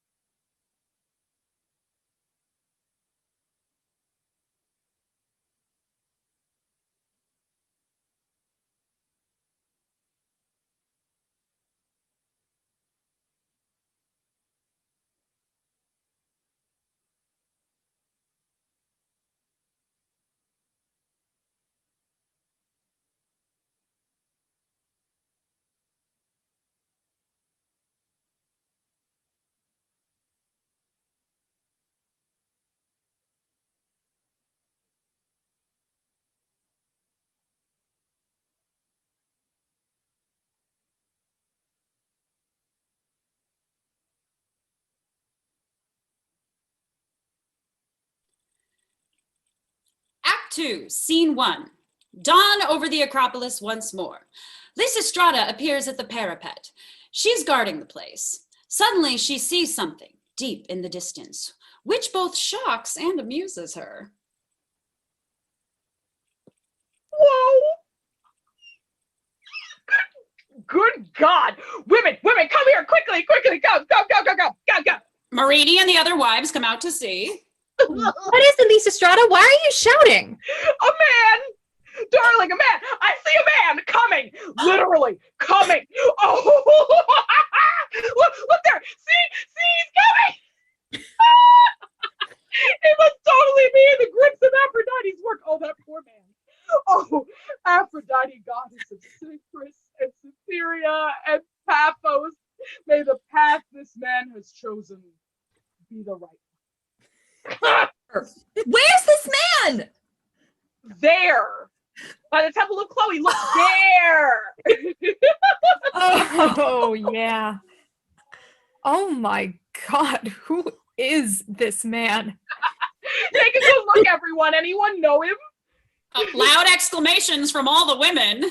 Oh, I'm sure I did business with him somewhere. It looks like a face. Someone's life is Oh there. my God, I do! Oh, he's my husband, kind of serious. Baker, Shaggy for short, my husband. Oh, in that case, Marini, the job is yours. Now, here's what you do, my lovely girl. You roast him, you toss him, you turn him, and you shake him all about. In other words, darling, you trick him over and over again. You first give him lots of loving, and then you take it all back. Submit to his every passion, except the bit which only you and the oath cup know about. Oh. All right. Have no fear, Lysistrata. I'll do everything you said. Good. I'll stay up here and help you with the lovely trickery and the preliminary heating up. The rest of you girls, go. Leave Marini. You go down and wait for me a minute. Everyone except Lysistrata leaves. Kinesius and his servant Manes enter. Manes is holding Marini's baby. Oh. Kinesius is burdened with an agonizing, throbbing erection. Rotten,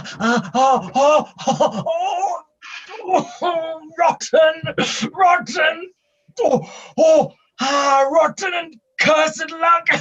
These jerks and spasms are killing me. It feels so stretched.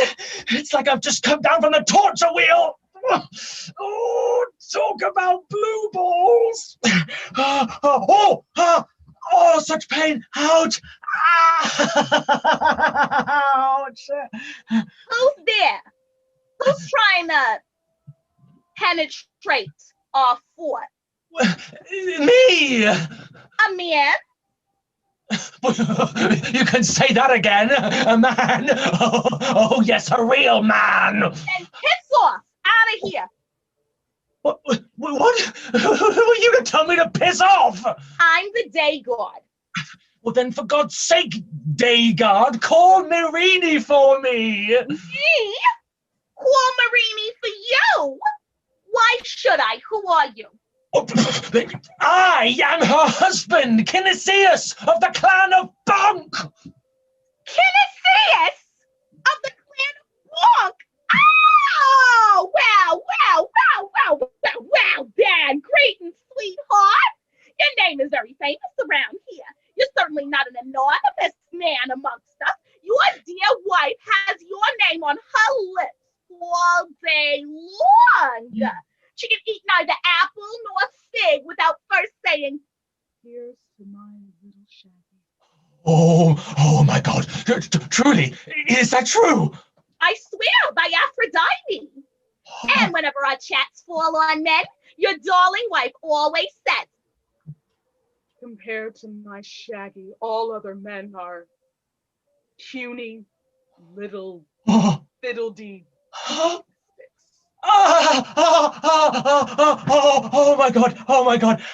my God. So go and call her then right now. All right, but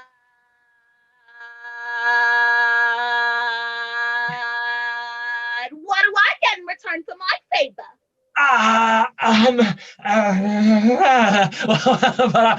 can certainly give you this if you want. Or this. He throws her a purse. Take it. I've got nothing else on me. She pockets the money with a grin. I'll go call Marini for you. Exit Lysistrata. Hurry! Oh, God. Since the day she left the house, my life became a total misery. Not the slightest bit of joy. I walk through the door and the place straight away looks totally deserted. Even the food is tasteless. That is how horny I am. Love that man. I just love him. I love him so much. I'm crazy about him, but he doesn't return my love. Please, oh please, Lysistrata, don't send me out there to him. After a pregnant pause, Marini appears, coyly, at the parapet. Oh, my sweet Mirinaki. What are you doing up there, darling? Please come down here. Oh, God, no, I'm not coming out there. Marini, I'm calling you and you're not coming. Are you disobeying me? You're calling me, but you don't really need me. I don't need you. Can't you see this? I'm absolutely burning for you. Nope, I'm off. As she disappears from the parapet. Oh, no. Don't, Marini, listen. Listen to your baby, will you? Call your mummy. Go. Ma'am, mammy, ma'am. Marini appears again. Hey, what's wrong with you, Marini? Listen, this is his 6th day without a wash or a feed. Don't you feel sorry for him?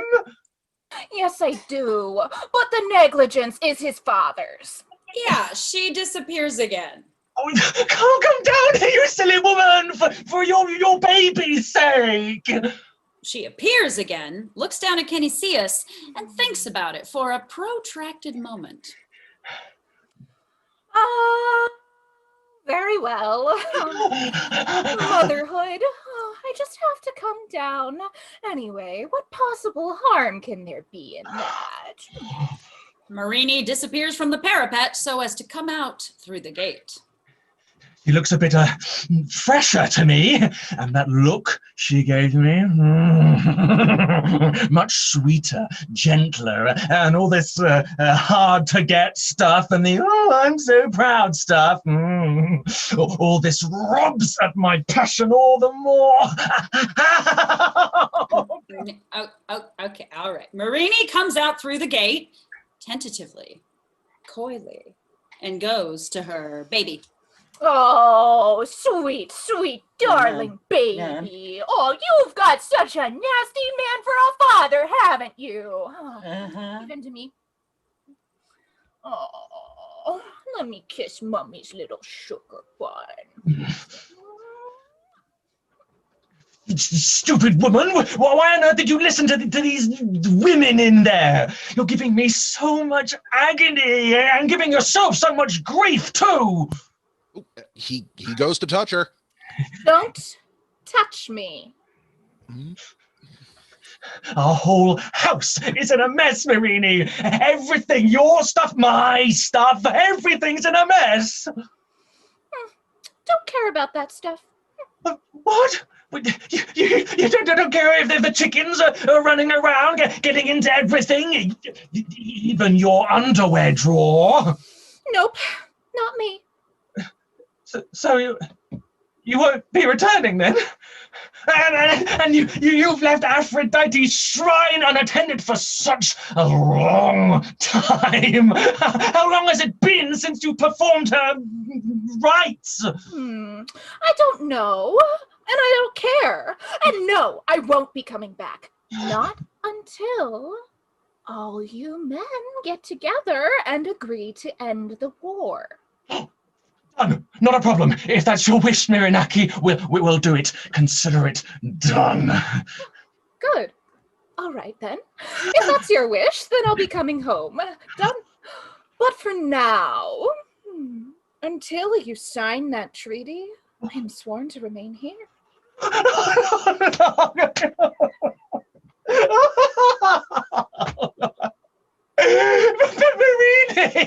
it's been such a long time. Let's fuck. We can't, sweetheart. Which, of course, doesn't mean that I don't love you anymore. You do love me. Well, then come on, sweetie. Lie down. Just lie down. Come on, lie down. Oh, don't be ridiculous. In front of the baby. Oh, but of course, stupid me. He pulls the baby from her hands and pushes it at Manis, who catches it precariously. Manis, take him home. Manis and the baby exit. Your child is no longer a consideration. You can lie down now. And where do you suggest we could do it, you silly boy? Where? Pan's cave. That'd be good. All right. Oh, but then after we do it, how could I return to the Acropolis? I won't be clean anymore. I'll need purification. That's easy, darling. The spring is right there, the spring of Clepsydra. Take a splash in there. Darling, are you asking me to betray my vow? The vow? Don't let it bother you one little bit, sweetheart. I'll take full responsibility. Let it all fall upon my head. All right, then. Let me bring out a mattress first. Oh, no, do nothing of the sort. The ground is good enough for me. Oh, my God, no. I can't let you do that, you poor man. And she walks off into the Acropolis, shutting the gates behind her. She'll do this a number of times, and each time the sound of the gate closing becomes progressively more and more ominous. Louder and signifying the possible permanency of its closure, but not, of course, the closure of Canisius's dilemma. As well with every entry into the Acropolis, Marini takes just a little bit longer before she comes back outside, so as to make the seduction more effective, you see.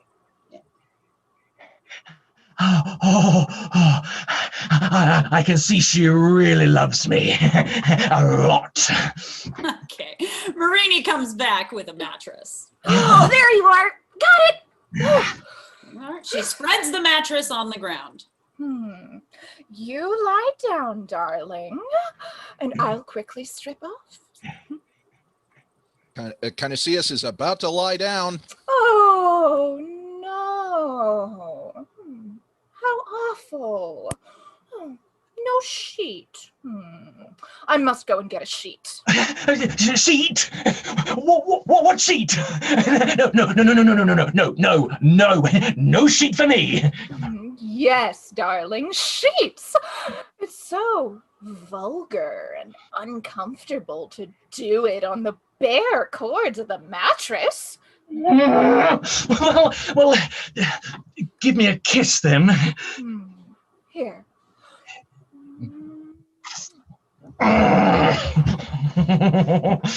Oh, do be quick then, sweetheart. Get the sheets, hurry. Marini goes off again.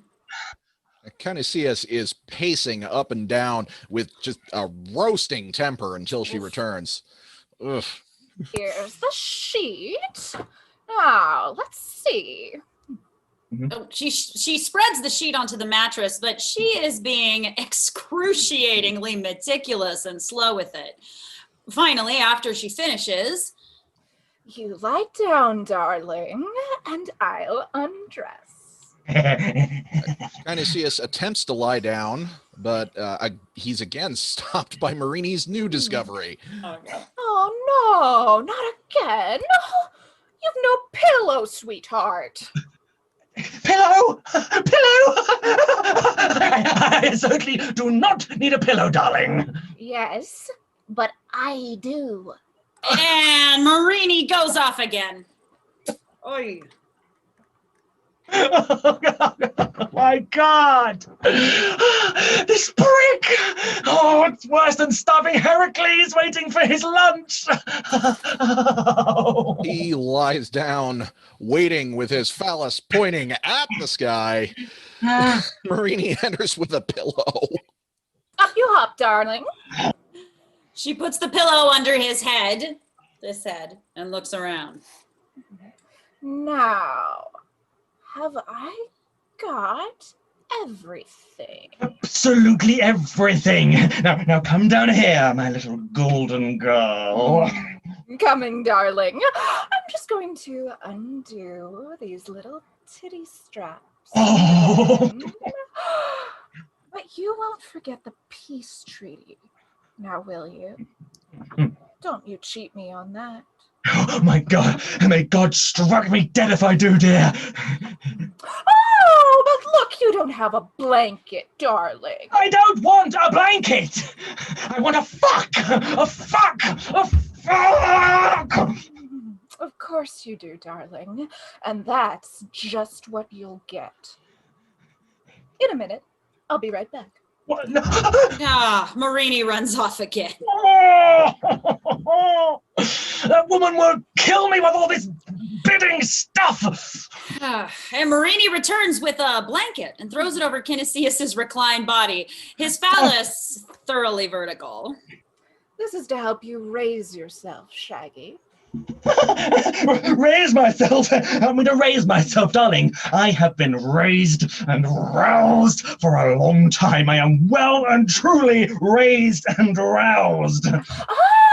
Ah, aromatherapy. That's what we need. Some aromatics, Shaggy. No! No! No! God, no! No! No! No aromas, please, please, Miranaki. Yes, yes, yes, you must, by Aphrodite. You'll get the beautiful aromas, whether you like it or not. Marini runs off again.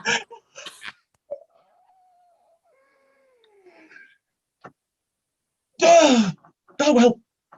Let the oils flow then. Oh, let them flow. Nope, Marini returns with a flask. Give me your hands, please, Shaggy. He does so, and she pours some oil onto it. Now, rub it all over you, darling.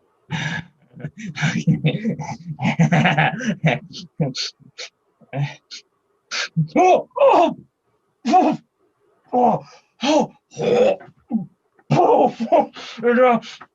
Not the nicest of aromas, this one, is it, darling? No, not exactly an aphrodisiac. Oh, I don't like this one at all. Oh, silly me, how could I? I've brought you the wrong one. This is the cheap one from Rhodes. Hold on, sweetheart, I'll get... No, it's all right, it's good, it's really good, it's all right. She escapes his grip and runs towards the gate. Look, forget all this, bitch! Darling, you're blubbering. Marini runs off once again. Oh, God. I will kill the bastard who brewed that first scent! Marini returns with another flask. Now, take this amber. I've still got the other one on. Darling, just lie down and forget all the scents. Right, Shaggy, darling, I'll do just that. I'm just getting my shoes off right now. And you really won't forget about voting for that peace treaty, will you? She moves erotically around him and then gently blindfolds him with her scarf. This excites Kinesius, but it also gives Marini the opportunity to quickly sneak through the gate. I'll think about it, definitely.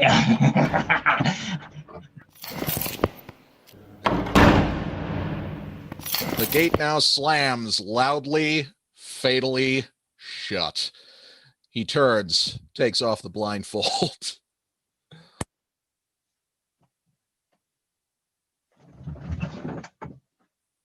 Oh my God, she's gone.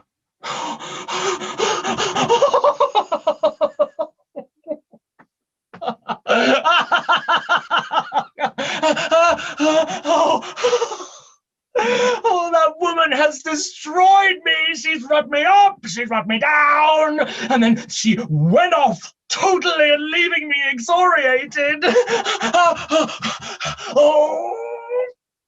What am I gonna do?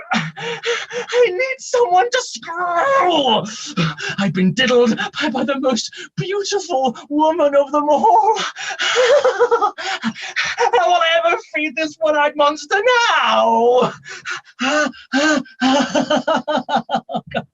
Anyone out there on OnlyFans? Premium Snapchat? Craigslist? Adult friend finder? Any hot singles in my area who want to talk to me? No credit card needed. Okay. Ooh, I'm a professional. I've got it. Found the OnlyFans. Scene 2.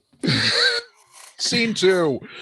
Thrakis' men come forward to join Kinesias. Oh, how awful. You poor boy. Oh, this sort of cheating rubs one's soul away.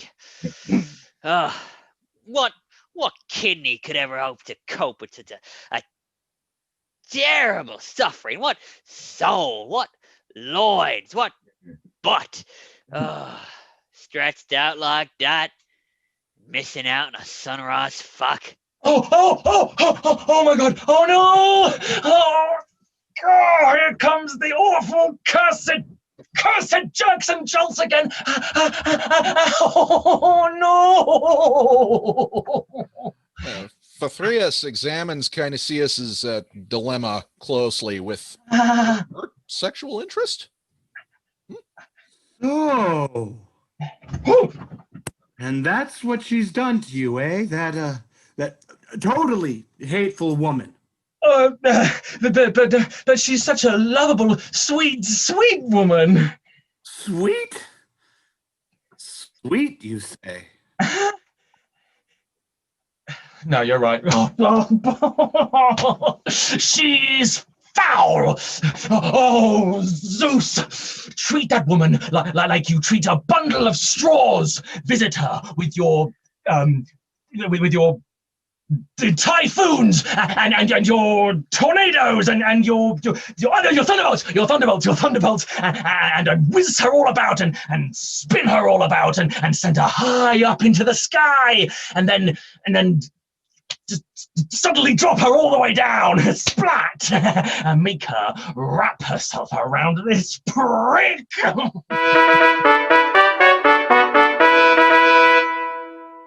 I enter the Spartan Herald. He has an identical problem to that of Kinesias, but he's got it hidden beneath his cloak. Fathrius' eyes light up at the sight of the tilt of the Herald's shoulder and the testicles hanging heavily under his tunic. Fathrius approaches the Herald for another close inspection.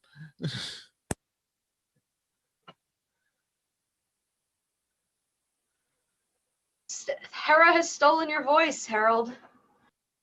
Where's the Athenian Senate or the State House? I have news for them. Kinesias points at the bulge under his cloak and laughs. Oh, and what on earth are you? Are you a human or a horned god? I'm a herald. I've been sent from Sparta about the peace talks. And is that a spear you're hiding under your arm? No, it's not. I swear to God. Well, stay still then. Why are you turning away from me? What's that sticking out from under your tunic? Blue balls, is it? From the long march? What a crazy man! That's what it is. My caster, he's nuts. You sly little bastard, you're carrying a stiffy. No, I'm not. Not me. Don't be so stupid. What a crazy man he is. So, what's this then? That's a Spartan message rod.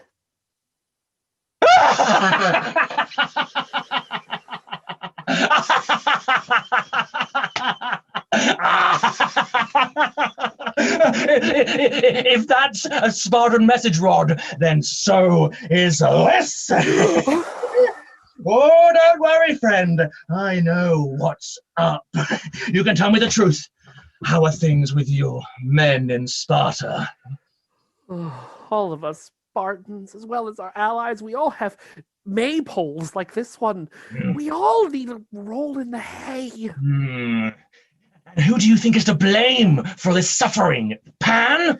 No, I don't think it's Pan at all. I think it was Lampito who started it all. And all the other women in town together with her, and they are keeping us out of their thatched cottages like chicken wire and the wolves. So, how are you coping with all this then? We're all solid stiff. Wandering the city, bent over like lantern carriers, and the women just won't let us anywhere near their myrtle bush. Not until we men get together and make peace with the rest of Greece. Yes, this is a conspiracy of all the women everywhere. Now I understand Marini's little tricks. In that case, get back to Sparta, my friend. Get back there as quickly as you can and tell them to send their representatives here with the full power to speak for you all. I'll go to our own council here and select our own negotiators, and I'll point out to them the plight of this here brick. I'll be off right away. What you say is absolutely great. Exit Herald and kind of see us in opposite directions. Oh, scene 3. The atmosphere is now softer, more sedate, more conducive to the birth and blossom. Scene 3. The atmosphere is now softer, more sedate, more conducive to the birth and blossom of a romance. All right, or at least of reconciliation. Stratolise approaches Drakis at center stage. There's no beast, no leopard, no fire more difficult to fight than a woman. Or more ruthless. You know this, but you still fight us. That I could become your faithful, trusty, and true friend? I'll never stop hating women. All right then, as you wish. But for now, here. She picks up his shirt. I'm not having you wandering the city naked. Let me help you put it on. She helps him. Well, that's a sort of kind thing you've just done for me, and I took it off in such anger. It's all right. Now you look just like you looked before. A real man. Not so stupid. And if you hadn't been such a pain in the ass to me before, I'd tear that little beastie right out of your eye. Look, still there. Is that what's been bugging me all this time? He gives her his ring. Here, take this ring. See if you could scrape the thing out for me, right? And then let me see the damn thing. It's been digging a hole in my eye all day. Yes, all right. I'll do that for you. Even though you've been such a difficult bastard. Oh! Oh! She scrapes the beastie out of his eye and points it out to him. Oh my God! Look at the size of this mosquito. Can you see it? Looks like it's flown all the way over from that swamp hole, Three Plume City. Oh, thank you. That's real helpful of you. Oh, that damn thing's been digging a well in my eye. Oh, and now it's out, I've got a whole river of tears flushing out. Oh. Here, let me dry them for you. Oh. She takes a hanky out of her pocket and wipes his tears. There. And I'll even kiss you too, you wicked boy. Oh, no kisses, no kisses. But he doesn't resist too vigorously. In fact, his phallus betrays him. Say what you like. I'm giving you a kiss. Mwah. And sing this song, eh? Okay. Hey, folks, don't worry. We're not getting ready to say anything nasty about you lot. No, nothing nasty about anyone. Quite the reverse, in fact. We want to say and do good things for you. Oh, enough suffering. In fact, we'd like to announce that every man and every woman in need of a bit of money, say a mina or two, you can come to us because we've got purses of plenty. And if and when peace does return, well, you can keep all that money. As well, we'll be inviting some of our Christian allies to our home this evening. These are all good, honest men, these friends of ours. We'll have cooked up some lovely soup for your families, and a whole sow, too. Oh, yes, a sow. I sacrificed her earlier, so she'll be nice and tender by then. So why not come around? But first do take yourselves and your kids to the toilet, and while you're at it, have a bath, too. Well, and then, walk right in and take a pew. You'll need no permission. Walk in as if it was your own home. Go forth. Be brave. Because the door will be well and truly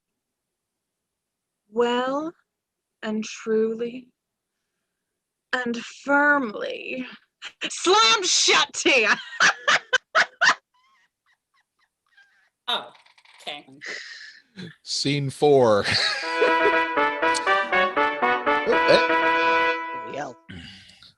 Enter the Spartan envoy, 2 delegates, the herald, other free men, and a number of servants. Everyone is encumbered with huge erections, which they are trying awkwardly and unsuccessfully to come out to join them.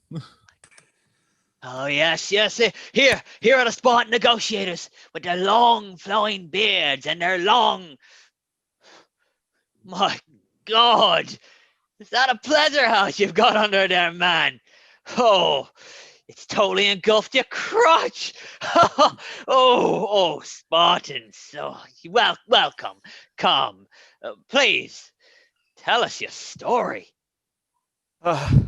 What's the use of turning this into an epic of many words, eh? He looks at the rest of his entourage, and together they all as one lift their cloaks. Our story is obvious. Thethreus once again jerks his head forward for a closer inspection. Oh, it sure is. The tribulation has certainly intensified. The inflammation has turned into a conflagration. The boys have been holding their cloaks at some distance from their bellies, too. Oh, they look like wrestlers suffering from that old affliction, wrestler's willy. Quick! If someone tell us where this Lysistrata is, because we are here as men. Your affliction seems to be similar to that of these other men. There. Now tell me, do you also suffer from the morning jolts and jerks? God, yes! In fact, they're so severe our bricks have become totally stripped of skin, see? No skin left on them! Raw flesh! They get to be so sore, soon we'll be needing to visit young Cleisthenes himself for a fuck. Ugh.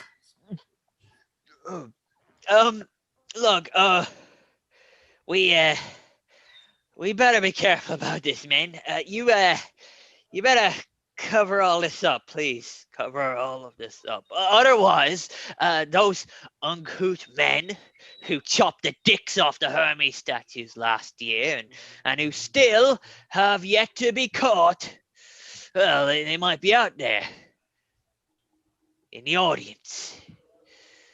You wouldn't want them to see you like that. God, no! Good idea. They hurriedly try to conceal the protrusions. Oh God, let's put on our cloaks, men, at the double. Polycrates notices the Spartans. Ah, Spartans! Welcome, Spartan friends. As you can see, we've suffered some shameful things. Polycrates, my friend, we too have suffered terrible things, so let's not allow these prick thieves to see us so well and truly flagellated. They all fix their cloaks, but the result, of course, is still pretty comical. It's funny. I like it. Yeah, I know. Right then, Spartans, let's talk about what needs to be done. What are you all here for? We are here to participate in the peace talks. Good. So are we. Now, well, then why don't we just, call Miss Lysistrata out here, since she's the only one who can settle our differences. Sure, call anyone, even Mr. Lysistratos if you want. I'm not fussy right now. The gates of the Acropolis open slowly, and Lysistrata appears with all her friends, except the Corinthian. No need to call her at all, it seems. She's here. She must have heard us. Welcome. Welcome, bravest of the brave. Now, Lysistrata, look, the full cream of Greek men are here, so you need to be all things to all men. Terrible, as well as soft, innocent, as well as vulgar, demure and sweet, as well as a woman full of experience. We are gripped by your stunning virtues, and we have forgiven all of your sins. Oh, well, Lysistrata looks at the sorry state of the men, sneers at their patronizing words, and addresses her friends. Ugh. This job is not too difficult. Not if you get them while they're burning for it, rather than when they're just taking each other's measurements. But I'll soon find out what the case is here. Where's Lady Peace? The Corinthian, Lady Peace, is brought in. On her body is painted the map of Greece. She is brought to stand in front of the group. Stratolise, the Spartans first. Take one of them by the hand. She is about to do so harshly, but is stopped by Lysistrata. No, Stratolise. Don't use a heavy, hurtful, arrogant hand like our ignorant husbands used on us. Use a sweet, homely hand, a woman's hand. And if they won't give you their hands, you grab them by their prick. And you, Caloniki, you get the Athenian men and bring them here. Grab whatever they offer you. Polycrates refuses to give her his hand, so Caloniki is forced to grab him by the member. Both men are brought to stand before Lady Peace. Now, gather around, Spartans, and you two Athenians, and listen to me. The men obey reluctantly. I am a woman, and I have a brain. A brain that isn't too bad, having listened to my father's speeches and the speeches of my elders. The muse herself didn't do a bad job educating me either. So, now that I've got you all here, I'll give it to you straight. I'll tell you what you deserve to hear. You two, Spartans and Athenians alike, both of you have the same altars which you sprinkle with the same sacred water by using the same cup. Just like relatives and friends, you do this at Olympia, at Thermopylae, at Pitho, and a whole lot of other towns. Yet, when the enemy, the barbarian, have gathered forces around you, what do? You go about with your Greek armies destroying Greek cities. Why is that? That's the first point of my speech. Pretty good, right? The women nod and cheer. Absolutely, you You were go, so girl. right. We stand. Polycarides, Yes, girl however, drags his attention away from Lady Peace's map for a minute. Did she say destroying? God, I am destroyed so thoroughly by my own ever-bulging prick. Now I'll speak directly to the. Now I'll speak directly. First to you, Spartans alone. Don't you know about your countryman Pericles? That man came and sat by our sacred altars in his sacred cloak, pale as a ghost, and begged us for a few men to save Sparta from the Messenians when the god had shaken your city with an earthquake and all the helots had revolted. Our own General Cimon came to you then with 4,000 troops and saved you all. And now you repay our good deed by destroying our land? Polycarides takes his eyes off of Lady Peace's body again. Sure are unfair, Lysistrata. And now the Spartan delegate forces himself to stop ogling Lady Peace. Yes, we're guilty. He returns his attention to the naked body of Lady Peace. That ass, though. That ass. And as for you, Athenians, do you think I'll let you off easy? Have you forgotten the days when, because of Hippias and those Thessalians, you were forced to go about wearing those demeaning old clothes, dressed as servants? Don't you remember that the only people who came to fight by your side were the Spartans? It was they who, with spear in hand, came here and freed you and let you replace those servant tunics with the fine clothes of free men. They are unable to tear their gazes away from Lady Peace, who, well, for her part, winks and waves at them. I've never seen a more majestic-looking woman in my entire life. And I've never seen a more beautiful snatch. Well then, why, having done so much good to each other, do you fight each other? Why don't you just stop all this hatred? She points to Lady Peace. Why not conciliate? The two men are dumbstruck at the assumed opportunity. Come on, approach. What's holding you back? All the men are examining the body of Lady Peace, who continues to flirt, but avoids their attempts to touch her. Whoa, hey, hands off. All of them. Thwarted, the Spartan delegate points at the lower part of her body. We're ready for talks if they'll let us have this bit of the delta here. Which bit? Oh, this bit here, Pylos. We've been lusting after this bit for years, caressing it. Hey! Absolutely not. You will not be getting Pylos. Oh, be kind and leave it for them. Well, what do we ask for then?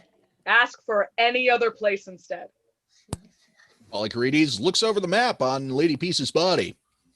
All right, very well. Give us some. Okay, well, first give us Echinus around here at the front, and then. He goes around her to examine her rear. Around the back, Melia's Gulf. God, those sweet, sweet apple-like buttocks, just. Oh, as well as both of these Megarian thighs right here. You've gone mad. We're not giving you everything. Leave it, Spartans. Don't go arguing about thighs now. Now, I would like to throw myself at this beautiful, rich soil and start plowing straight away. That's it. No. Oh, me too. First thing tomorrow morning, I want to spread some manure. Sign first, work later. And if you're really planning to do some work, then first go and deliberate. Think about it carefully, men, then go back to your allies and announce your decisions. What allies, dearie? They're all so horny like us, they'll all come to the exact same decision. To fuck. Every single one of them. I know our allies will, that's for sure. And there sure be no need to ask our oversexed Corinthian friends. Lady Peace is guided back into the Acropolis and exits with all the wives. Well said. For now, though, keep yourselves pure, because we women will be bedding you in the Acropolis tonight. And we'll be offering you the complete contents of our basket of goodies. In the Acropolis, you can exchange oaths and pledges with each other. And then, afterward, all may each take his own wife home with him. Exit Lysistrata through the gates. Right! Let's hurry then, friends. Lead the way quick. We're off right now. All exit, laughing at their cleverness to prepare for the feast.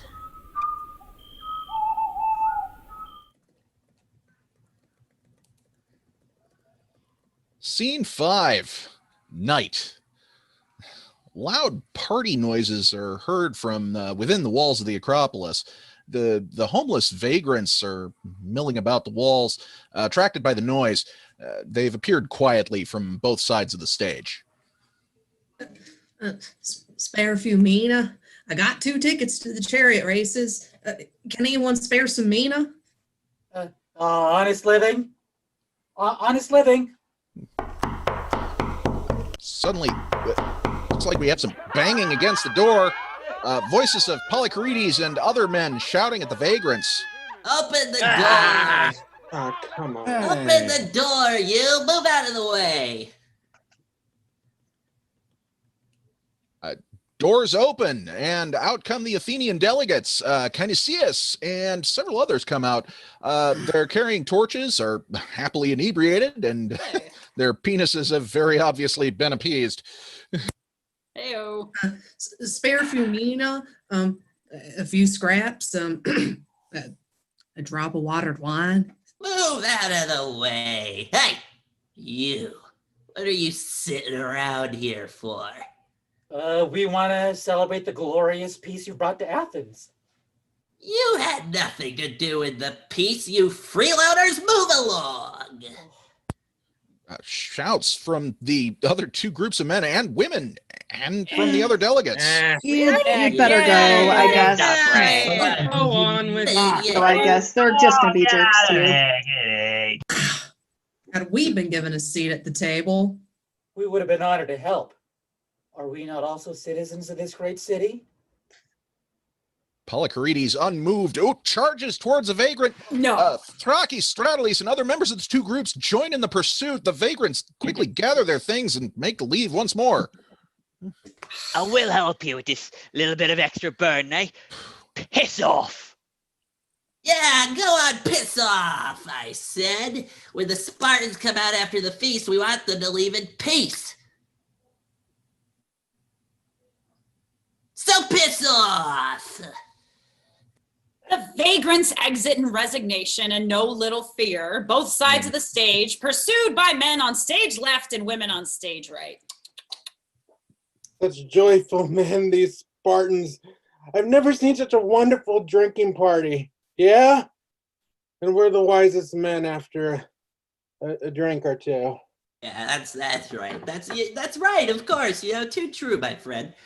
I'm certain of that. The abstinence of alcohol, of anything, really, it makes the brain go sick.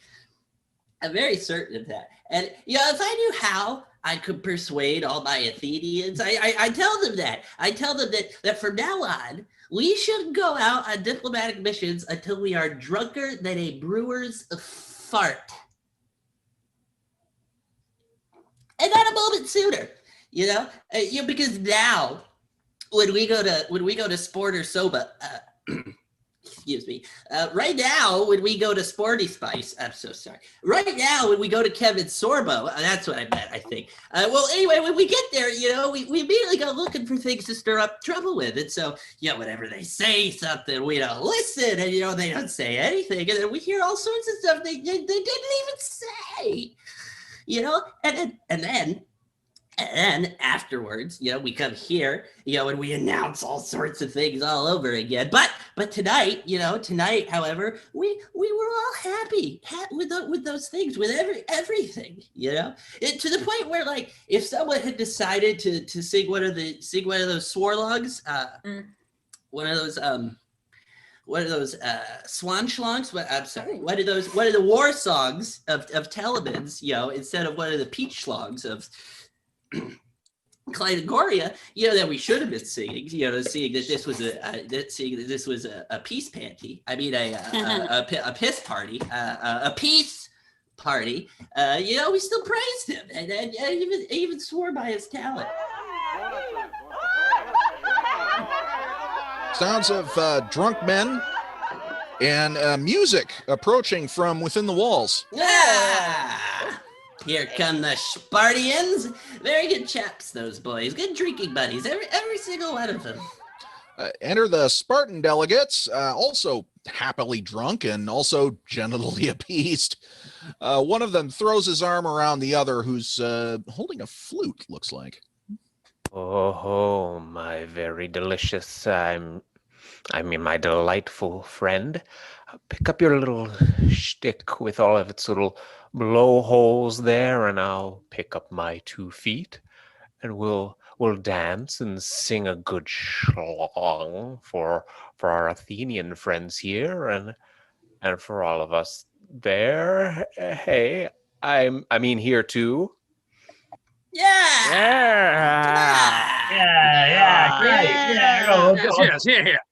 Why Come on, not? Fred. Come on, lift up your holy polies all the way to the gods.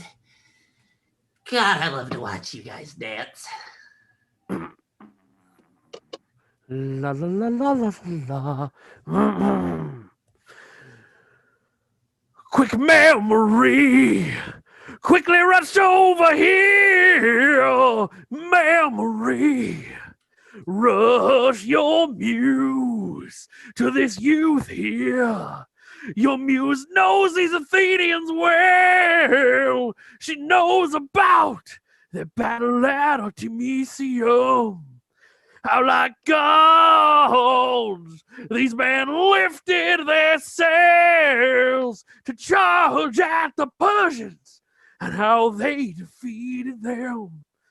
And we, Leonidas, led us by the tusks, like one leads a wild boar. Sweat soaked our beards and thighs. More Persians there than grains of sand on the shore. Oh, Artemis, killer of beasts, virgin goddess of all things and man wild. Come here and aid our pledges that may last a long time, and help this rich friendship hold fast these agreements, and make us forget the old tricky, conniving, foxy dialectics. Oh, come to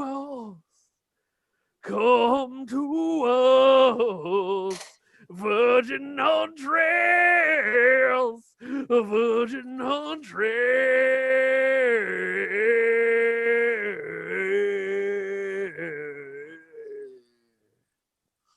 Woo! Yeah! Nice. Oh my God! Woo! I'm telling you, my nickname in college was Virgin Huntress. Anyway. Hey, enter Lysistrata, leading the band of wives.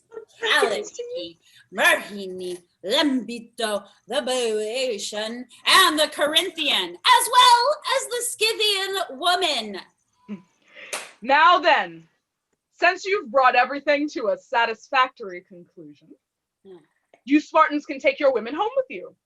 Each husband stand by his wife, and each wife by her husband. And all together let us now show our respect to the deities with a dance, so that we may never, ever sin again. She waits until they all get ready, places, people. During which process they arrange themselves most conspicuously thus. Renée snuggles up to Kinesias, penis visibly placated now, boop. And Lampito with the first Spartan delegate, Thrakis with Stratolis, Caloniki with the Lurgos. They all hold hands and begin the dance and the singing. Let's begin the dance.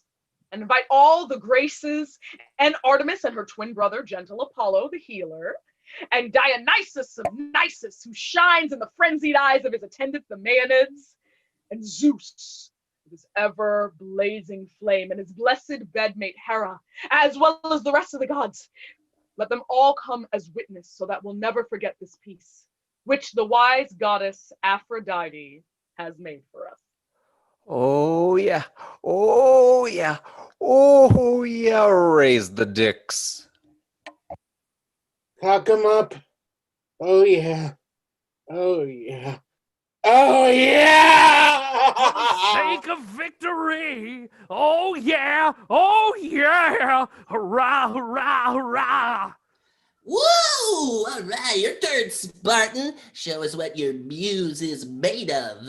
Back to back with ours.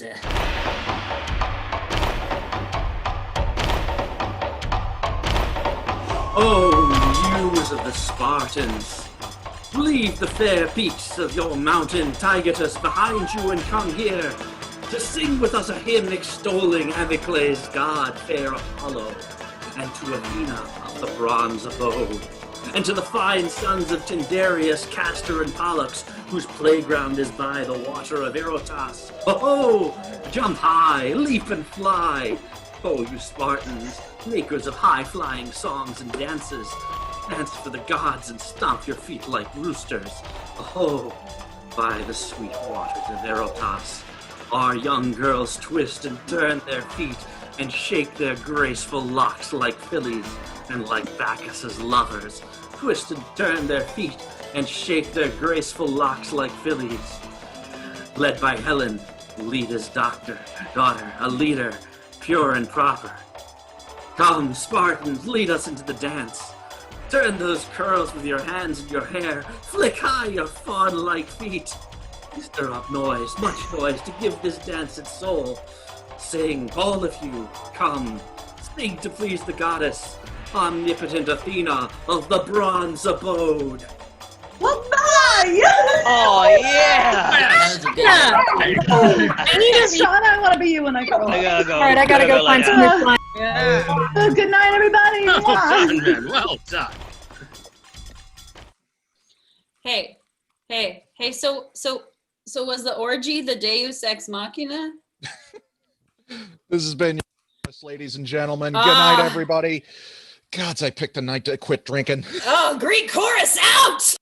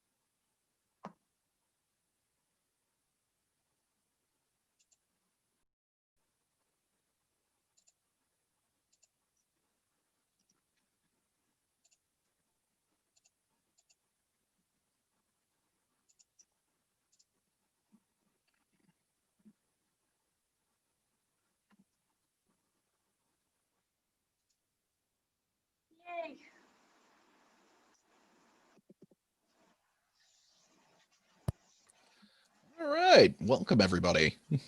Hey, we did a Greek play. Hey, everybody, I'm Emily Clark. I played the female chorus. And I'm Morgan Stutler. I've taken care of the male chorus. Yeah, we're going to lead a little talk back for you with our production team. So you're probably seeing a few faces right here. Who we got down here? Why don't y'all introduce yourselves? I don't care what order you go in. How about our director? Yeah, I was going to say, I'll go first, and then I realized I was muted. So my name is Ilana Greenberg-Sud. I am the director of this production, and I am one of the co-founding staff producers of Worlds Elsewhere Theater Company with David and Kyle, and I am very excited with how this came out. Thank you so much, guys. All right, and then pretty gal in purple right next to you on my screen. I'm Meryl. I am the producer and sort of stage manager and assistant director for this production. I am not one of the staff producers or founders of Worlds Elsewhere, but I was involved in the last production as well. So I love these guys. These all work. Yeah. All right, and then who's next? Who's next? Male court. Morgan, tell us who's next. You pick someone. Right. Let's see here. Let's see. What's our talented assistant director here? Yeah. Or Well, assistant we already stage did Meryl. manager? Mr. Colgren. Oh, right, me. Yeah. Me. Oh, me. No, I'm Kyle Calgren. I'm the assistant director. And you all did this yourself. Just this, everyone did so great at this. Now, he is the I just founder hosted of the it. company for sure. Well, One yeah, of the it was. co-founders. I clicked both times. It took me like 3 clicks to make it. So yeah. Okay, and then you all did the hard work. Like you all need Ilana and Meryl and David. Just they put all the hard work into making this thing. So I want them to get all the credit that they deserve right now. So well, then fine. We're going away from you, and let's go to David. Introduce yourself. Thanks so much, Emily. I'm Dave Kowarski, one of the co-founders of Worlds Elsewhere Theater Company, and you may recognize me as both Scythian #4 and Spartan Delegate #2. My favorite characters. And of course, where would we be without the technical side of this? Dodger, please.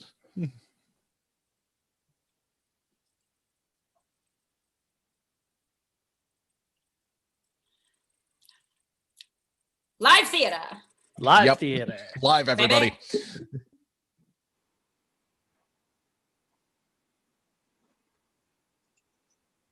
No. Oh. Oh, I thought you were gonna say because like everyone was watching us and we were so popular, like just the internet just couldn't handle it. Oh, yeah, You know, I thought that's what it absolutely was. killed the internet. That's it. I know. Praise be to the cone. As well you should. As well you should.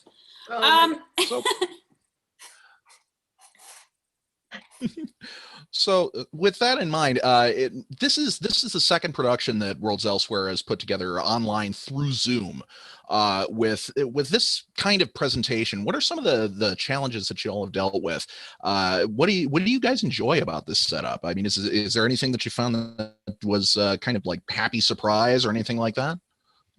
Well, so the biggest problem for this play, doing it on Zoom, is, as you all no doubt noticed, there's a lot of physical interaction in this show, a lot of people chasing each other around the stage, and a lot of visual jokes that we did not want to do visually on YouTube. Couldn't just have big penises on YouTube, everybody. Yeah. I'm It sorry. wasn't worth the chance of getting banned for it. So, They have opinions. Dream the penises. You had to imagine them. So that was a bit of a challenge. But on the other hand, this was an incredibly creative cast, and we had great help with the fight choreography from Mike and from Jake Brode, who both of whom were in Midsummer with us as well. And then Mike was in this one as the Herald. And we were able to come up with some really creative ideas to deal with like passing objects between frames and choreographing fights. And it came out really well. I mean, I'm so happy with how everything turned out. I'm seems like the audience enjoyed it too, which is always great. And so that was kind of fun, like getting to be creative about it and getting to actually figure out, well, how are we going to solve this problem? And I think probably for this production, it wasn't so much a surprise because it was something we encountered in Midsummer, so I was kind of planning for it, is when we could use the Zoom screwiness to make scenes funnier. And so like when Grady as the magistrate has all the stuff being thrown at him to dress him up as like first a stereotypical old woman and then a corpse, you know, he's kind of fading in and out as like more objects are added and Zoom tries to figure out where his silhouette is now. And so that kind of thing was a lot of fun. And so we definitely did what we could to play with that during the show. Awesome. So I wanted to ask, Lysistrata is extremely gendered. I don't know if you noticed, and it focuses a lot on the binary because, you know, ancient Greece, with not much flattering about either side of it. So how do you feel addressing it, and what were the things, some of the things you felt you needed to change? Ilana, or really anyone on the production team can throw in. Well, so when we did auditions for the show, we actually asked all of the people auditioning, not just their own pronouns, but also what gender presentations they felt comfortable performing as. And then we cast people with that preference in mind, rather than necessarily this person looks this way or looks that way, or what have you. And then we made jokes about it and played a little fast and loose with certain references to, for example, the men with cocks and balls, except, and then River's like, wait, what? That was Philorgos. And it came out great with that one. But yeah, that was something we definitely, like, as a production team thought about before we started, was how to be able to handle that topic, because we already knew that, you know, I mean, I myself am non-binary, and we already knew we were going to have a bunch of folks auditioning who were non-binary, and I wound up being even more than we originally, you know, guessed would have. And so definitely, like, I remember specifically talking to Kyle and to Meryl and to Dave as like representative of the company as to how we would handle that. Yeah, and I mean, I have to say, Ilana, I think you did a really wonderful job in direction and casting and every step of the way. It was something we wrestled with because inclusion is a core value of this company. And you know, when you're performing with material where every character's gender is important to the story, there's not all, you know, there's some things you can't update in ways we might with other material that we would want to reinvent to be more inclusive. Yes. On the other hand, Aristophanes is not coming after you guys, so that is fair. We really hope so. It just really so hope so. happened. Hey, 2020, he could. Oh, well. And it just so happened that the translator who did the translation that we worked from is also very equality minded and in favor of inclusion and that sort of thing. And so when we mentioned that we were going to be casting with a very, in that regard, diverse cast, and that we were going to be changing some of the more objectionable language that wasn't necessary for the purposes of the play, that were like the best modern equivalent kind of things, he was like, that's no problem. And so it was very important to us as a group to make sure that not just when it comes to gender, but also like some of the words in the script are not necessarily nice ways of referring to sex workers. And so we sat down and we went, okay, is this one actually talking about someone's job, or is this talking about someone who gets around more than you would like, and so you're insulting them based on that? And then we changed each one to maintain the meaning while taking out certain words that we were like, this is not the word we want to use here. We want the audience to be uncomfortable so that they'll think about the issues in this show, think about how they relate to the world that we live in today, and maybe inspire people to go out and do something to help, whether it's donate or volunteer their time or something like that. And then there's like the not useful, uncomfortable. And so, it was a very careful line we had to walk. Although on the subject of the translator, I think we should thank him rather explicitly right now, George Theodoridis. If you're watching this live or on the recording, thank you for the translation and for your permission to use the translation.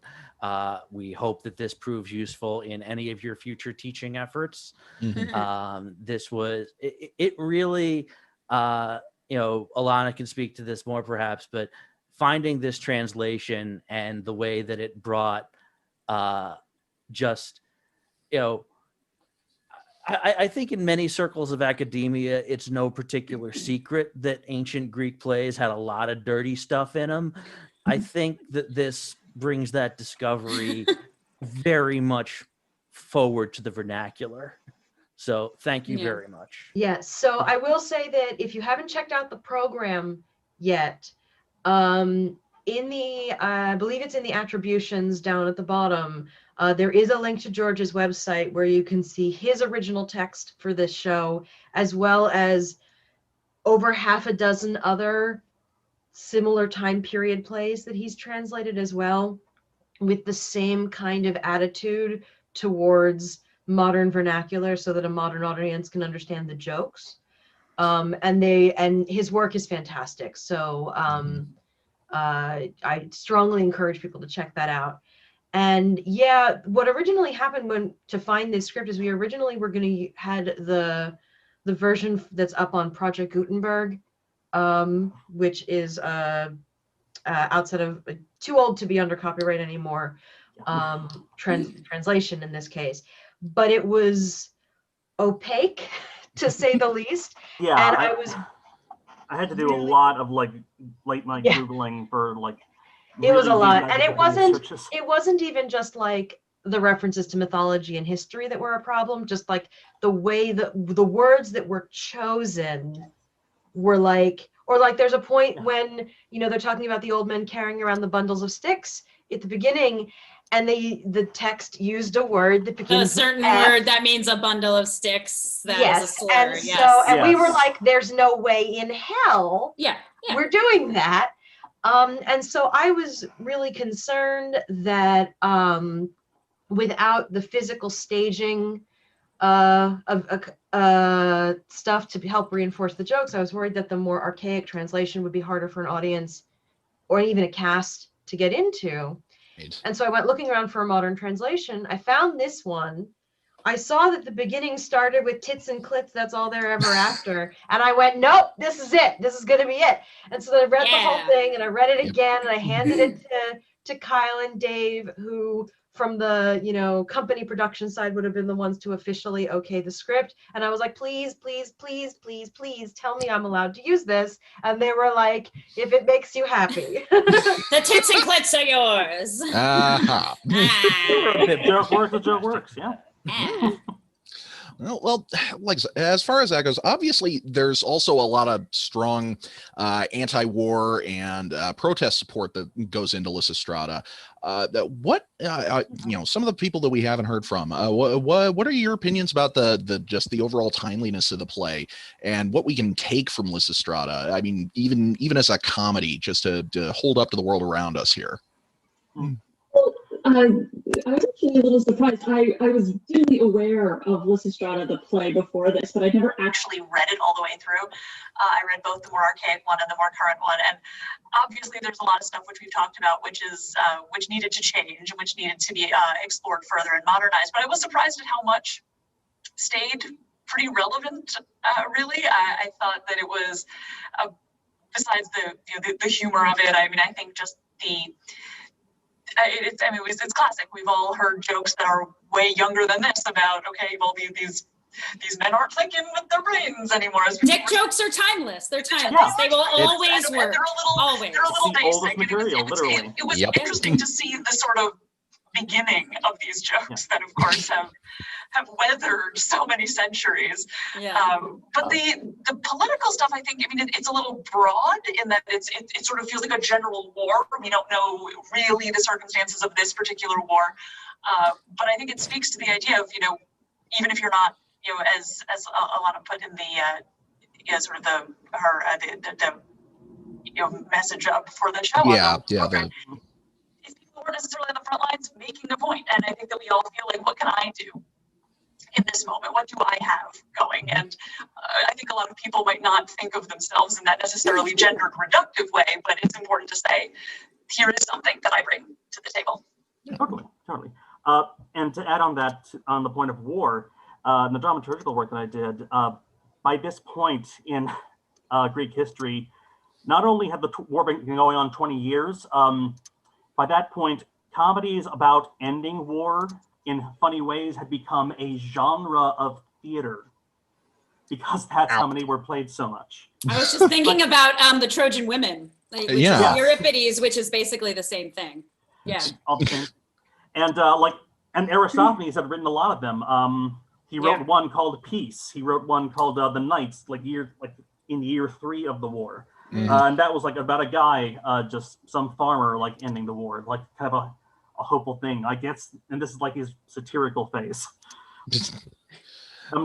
There's a certain point where it's just okay, just throw in as many dick jokes as I can. Huh? Yeah, because this is 20 years of just. See if it sticks. gotta keep people's attention somehow. Gotta fit those dicks in there somehow.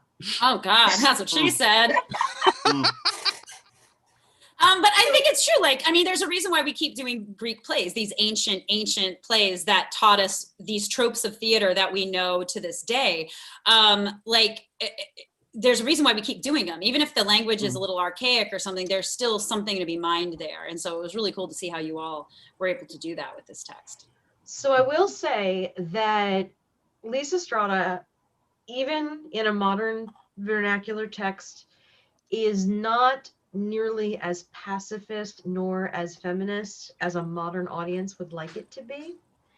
And so some of the most socially progressive stuff in this particular production, whether it was choices in staging or actual added lines or developing the vagrants so that they have a little bit more humanity to them so that we can relate to the fact that the war may be over, but things aren't all entirely fixed.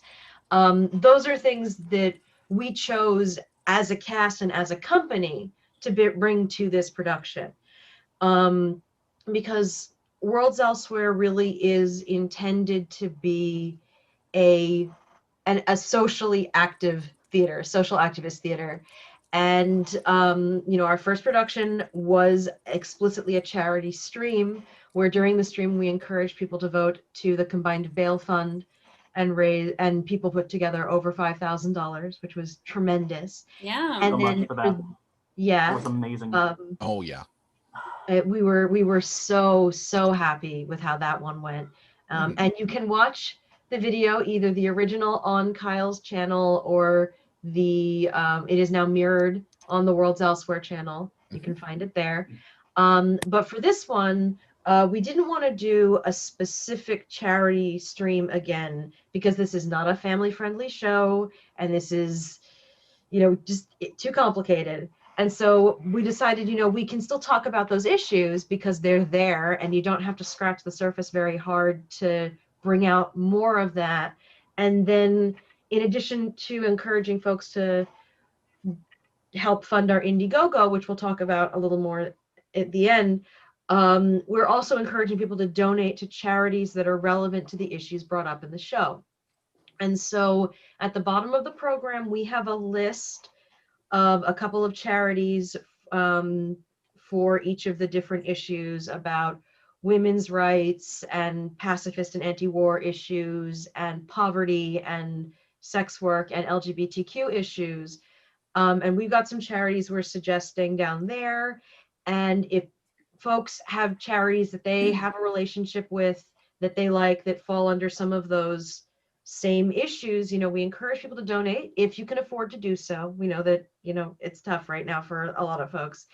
And you're welcome to email us your donation receipt again if you do intend to donate to an outside charity, because if we get some names from that, we may put together a thank you for folks with that too. That's so awesome. And I do want to say, I think it's, besides the logistical aspects of, hey, doing public domain is way easier to produce for Zoom theater. The two shows that you've done so far are vital texts you have to read if you're a theater kid in high school or college. Like I read Lysistrata in college, like Greek theater is a big thing. And so making it accessible, making the stuff you're going to have to learn anyway if you're a theater kid is really important. So I don't want any of you to discount that, I suppose. I just wanted to ask one last question because, all of us here are involved with Worlds Elsewhere and we like where it's going and we're very excited about it in this horrible hellscape that is 2020. Yeah, kind of. Yeah. So are there plans for the future of Worlds Elsewhere? What can we look forward to? Well, I'm so glad you asked, Emily. Like we didn't ask her to ask. Shush! This is the job of the talkback leader. I just thought of that right now. Yes. Pay no attention to the work behind the curtain. This is the work behind the curtain. We're doing it. We're doing it right now. We're live. I'm so glad you take two. I'm so glad you asked, Emily. In part, the answer to that question is really up to all of you who are watching. We've made reference to the Indiegogo campaign linked in the description of this video, and there is a plan for Worlds Elsewhere. And part of that plan involves asking for your support now in the hope of being able to budget the startup costs of getting us established as an LLC and afterwards establishing and maintaining our 501c3 charity status. We got a lot of feedback after Midsummer that said, hey, if you make it easier to donate, I bet people would have donated a lot more. And that's absolutely true. But one of the things that you kind of need to be able to do to make it easy for people to donate is be in control of the methods by which they do so. And if we're in control of the methods by which they do so, and we want it to be a charitable donation, and we want to offer tax deductibility, that means a fair amount of paperwork on our end, both up front and then to maintain the structure of that organization. So those costs, and then the costs of what we hope to do, more projects, the goal that we set was to cover all of our startup costs and 80% of the operational costs of our next year of activity in 2021. Tentatively, that includes 2 large-scale productions on the scale of Midsummer or Lysistrata, as well as other productions that are probably going to be a bit smaller, more informal readings, possibly a couple creative jam type things that people,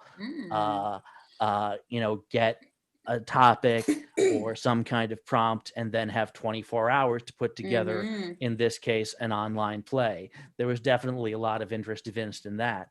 And we will be posting all of the information about these things on the Worlds Elsewhere Facebook page, sending out notifications through our newsletter. And we really hope that every one of you will stay in touch and stay with us, be part of our community as an audience member, or if you are a performer or artist of some stripe, sign up for the email and tick the little box that says we can notify you ASAP about opportunities for participation. Otherwise, we like to keep our newsletter updates to like once, twice a month maximum. So, we don't want to spam people, but we do want people to know what's going on. So that's high level what we have planned for the future. And we really hope that you will take this journey with us. That's awesome. And location won't hold you back. It doesn't matter. We're a company that spans the globe, really. So it's just hard if you're, poor Harry at like 2 a.m. London time doing some acting, but Shout outs to Harry Boyd. shout out to Harry Boyd. Exactly. Yes. Worst time zone. So you possible. too can be in a horrible time zone doing theater with us. In addition to, There's no bad time to zone. actors, we're also looking for guest directors for future projects, and we're looking for a graphic designer to help us. The website is currently functional but somewhat bare bones in design, and we're looking for someone to do an actual full graphic design using, you know, the information that we've got for the website. We actually been hoping to pay that person. That's one of the things that's budgeted in the Indiegogo. And the eventual goal is to be able to at least pay something resembling a stipend to our actors, and to reimburse people for any purchases they need to make for costumes and props, because the company can't do it for them. And we will in the future be setting up a Patreon so that we can allow for, you know, people to support us. I have no idea what's going on at Dodger's place. Dodger's looking all over the place. She's oh no. Hey, it's like Mike Pence there. Anyway, but oh, it is. This says something Yeah. about Trump flies. Yeah. Oh my God. It's the truth over lies. Atta girl. But yeah, the goal is definitely to also expand the group of actors and directors and tech folks and designers to represent a diverse group in all forms, because we're pretty diverse in some ways and much less so in others. And we will, one of the things that comes along with formally becoming a nonprofit is having a board of directors, and we will have a board member who is going to be the director of diversity, and we'll be trying to reach out to communities that are usually underserved in theater, because especially in the United States, there is still a lot of trouble with folks with certain skin tones and hair types and backgrounds and whatnot having difficulty finding jobs. And we think that's bullshit. And we intend to put our metaphorical money where our mouths are on that one. And we're definitely looking for people to join us in some capacity. So there are a bunch of ways that you can reach out to contact us listed on the website. And if you either sign up for the newsletter and mention it, or email us directly and let us know, we will make sure to put people in for when the next, you know, audition calls come and things. They are public. We are not only pulling from within the repertory. And we really do want to get new You don't have to things. do any Backstage West postings or anything. Oh yeah. No actors Absolutely. access. Just roll on in and audition for I us. walked in here with nothing, and yeah. All right. Well, Kyle, as our executive director, you want to finish this out? Yeah. Did we get any interesting questions from the chat by any chance? There were a paying couple attention. questions about history and stuff that I tried to answer during the show. If anybody's got any, all of the historical references in the play are in the dramaturgical document, which is linked in the program, which Kyle ever so helpfully put together for the cast. And then we thought we'd share it with the audience as well. But I don't believe we got any particular questions from people in the chat during the show that were about like the company or anything like that. But I guess if I am to finish us out, again, thank you so much for sticking with us. I love all you guys. I really want this. You guys did such a good job. Really good. Yeah. Donate to the Indiegogo if you felt like you had a good time. And I guess death to fascism. Indeed. Death to fascism. Death to fascism. Cheers. And check out all the info. I think all the info's in the doobly-doo down below. Yes, everything is in the box down there. And yeah, thank you all again for joining us. Yes. Thank you, Ilana, parting Meryl, thoughts? Kyle, Dodger, Dave, Subscribe the to the whole cast. channel, ring that bell. Subscribe, follow all of us, You know, you're the Easy. best. Yes, and thank you to Thing. Morgan. Thanks, Morgan. Thank you. Yes. Thank you to Emily. Yay! And we'll see you at the next Worlds Elsewhere production, everybody. Have a great weekend. Happy Halloween.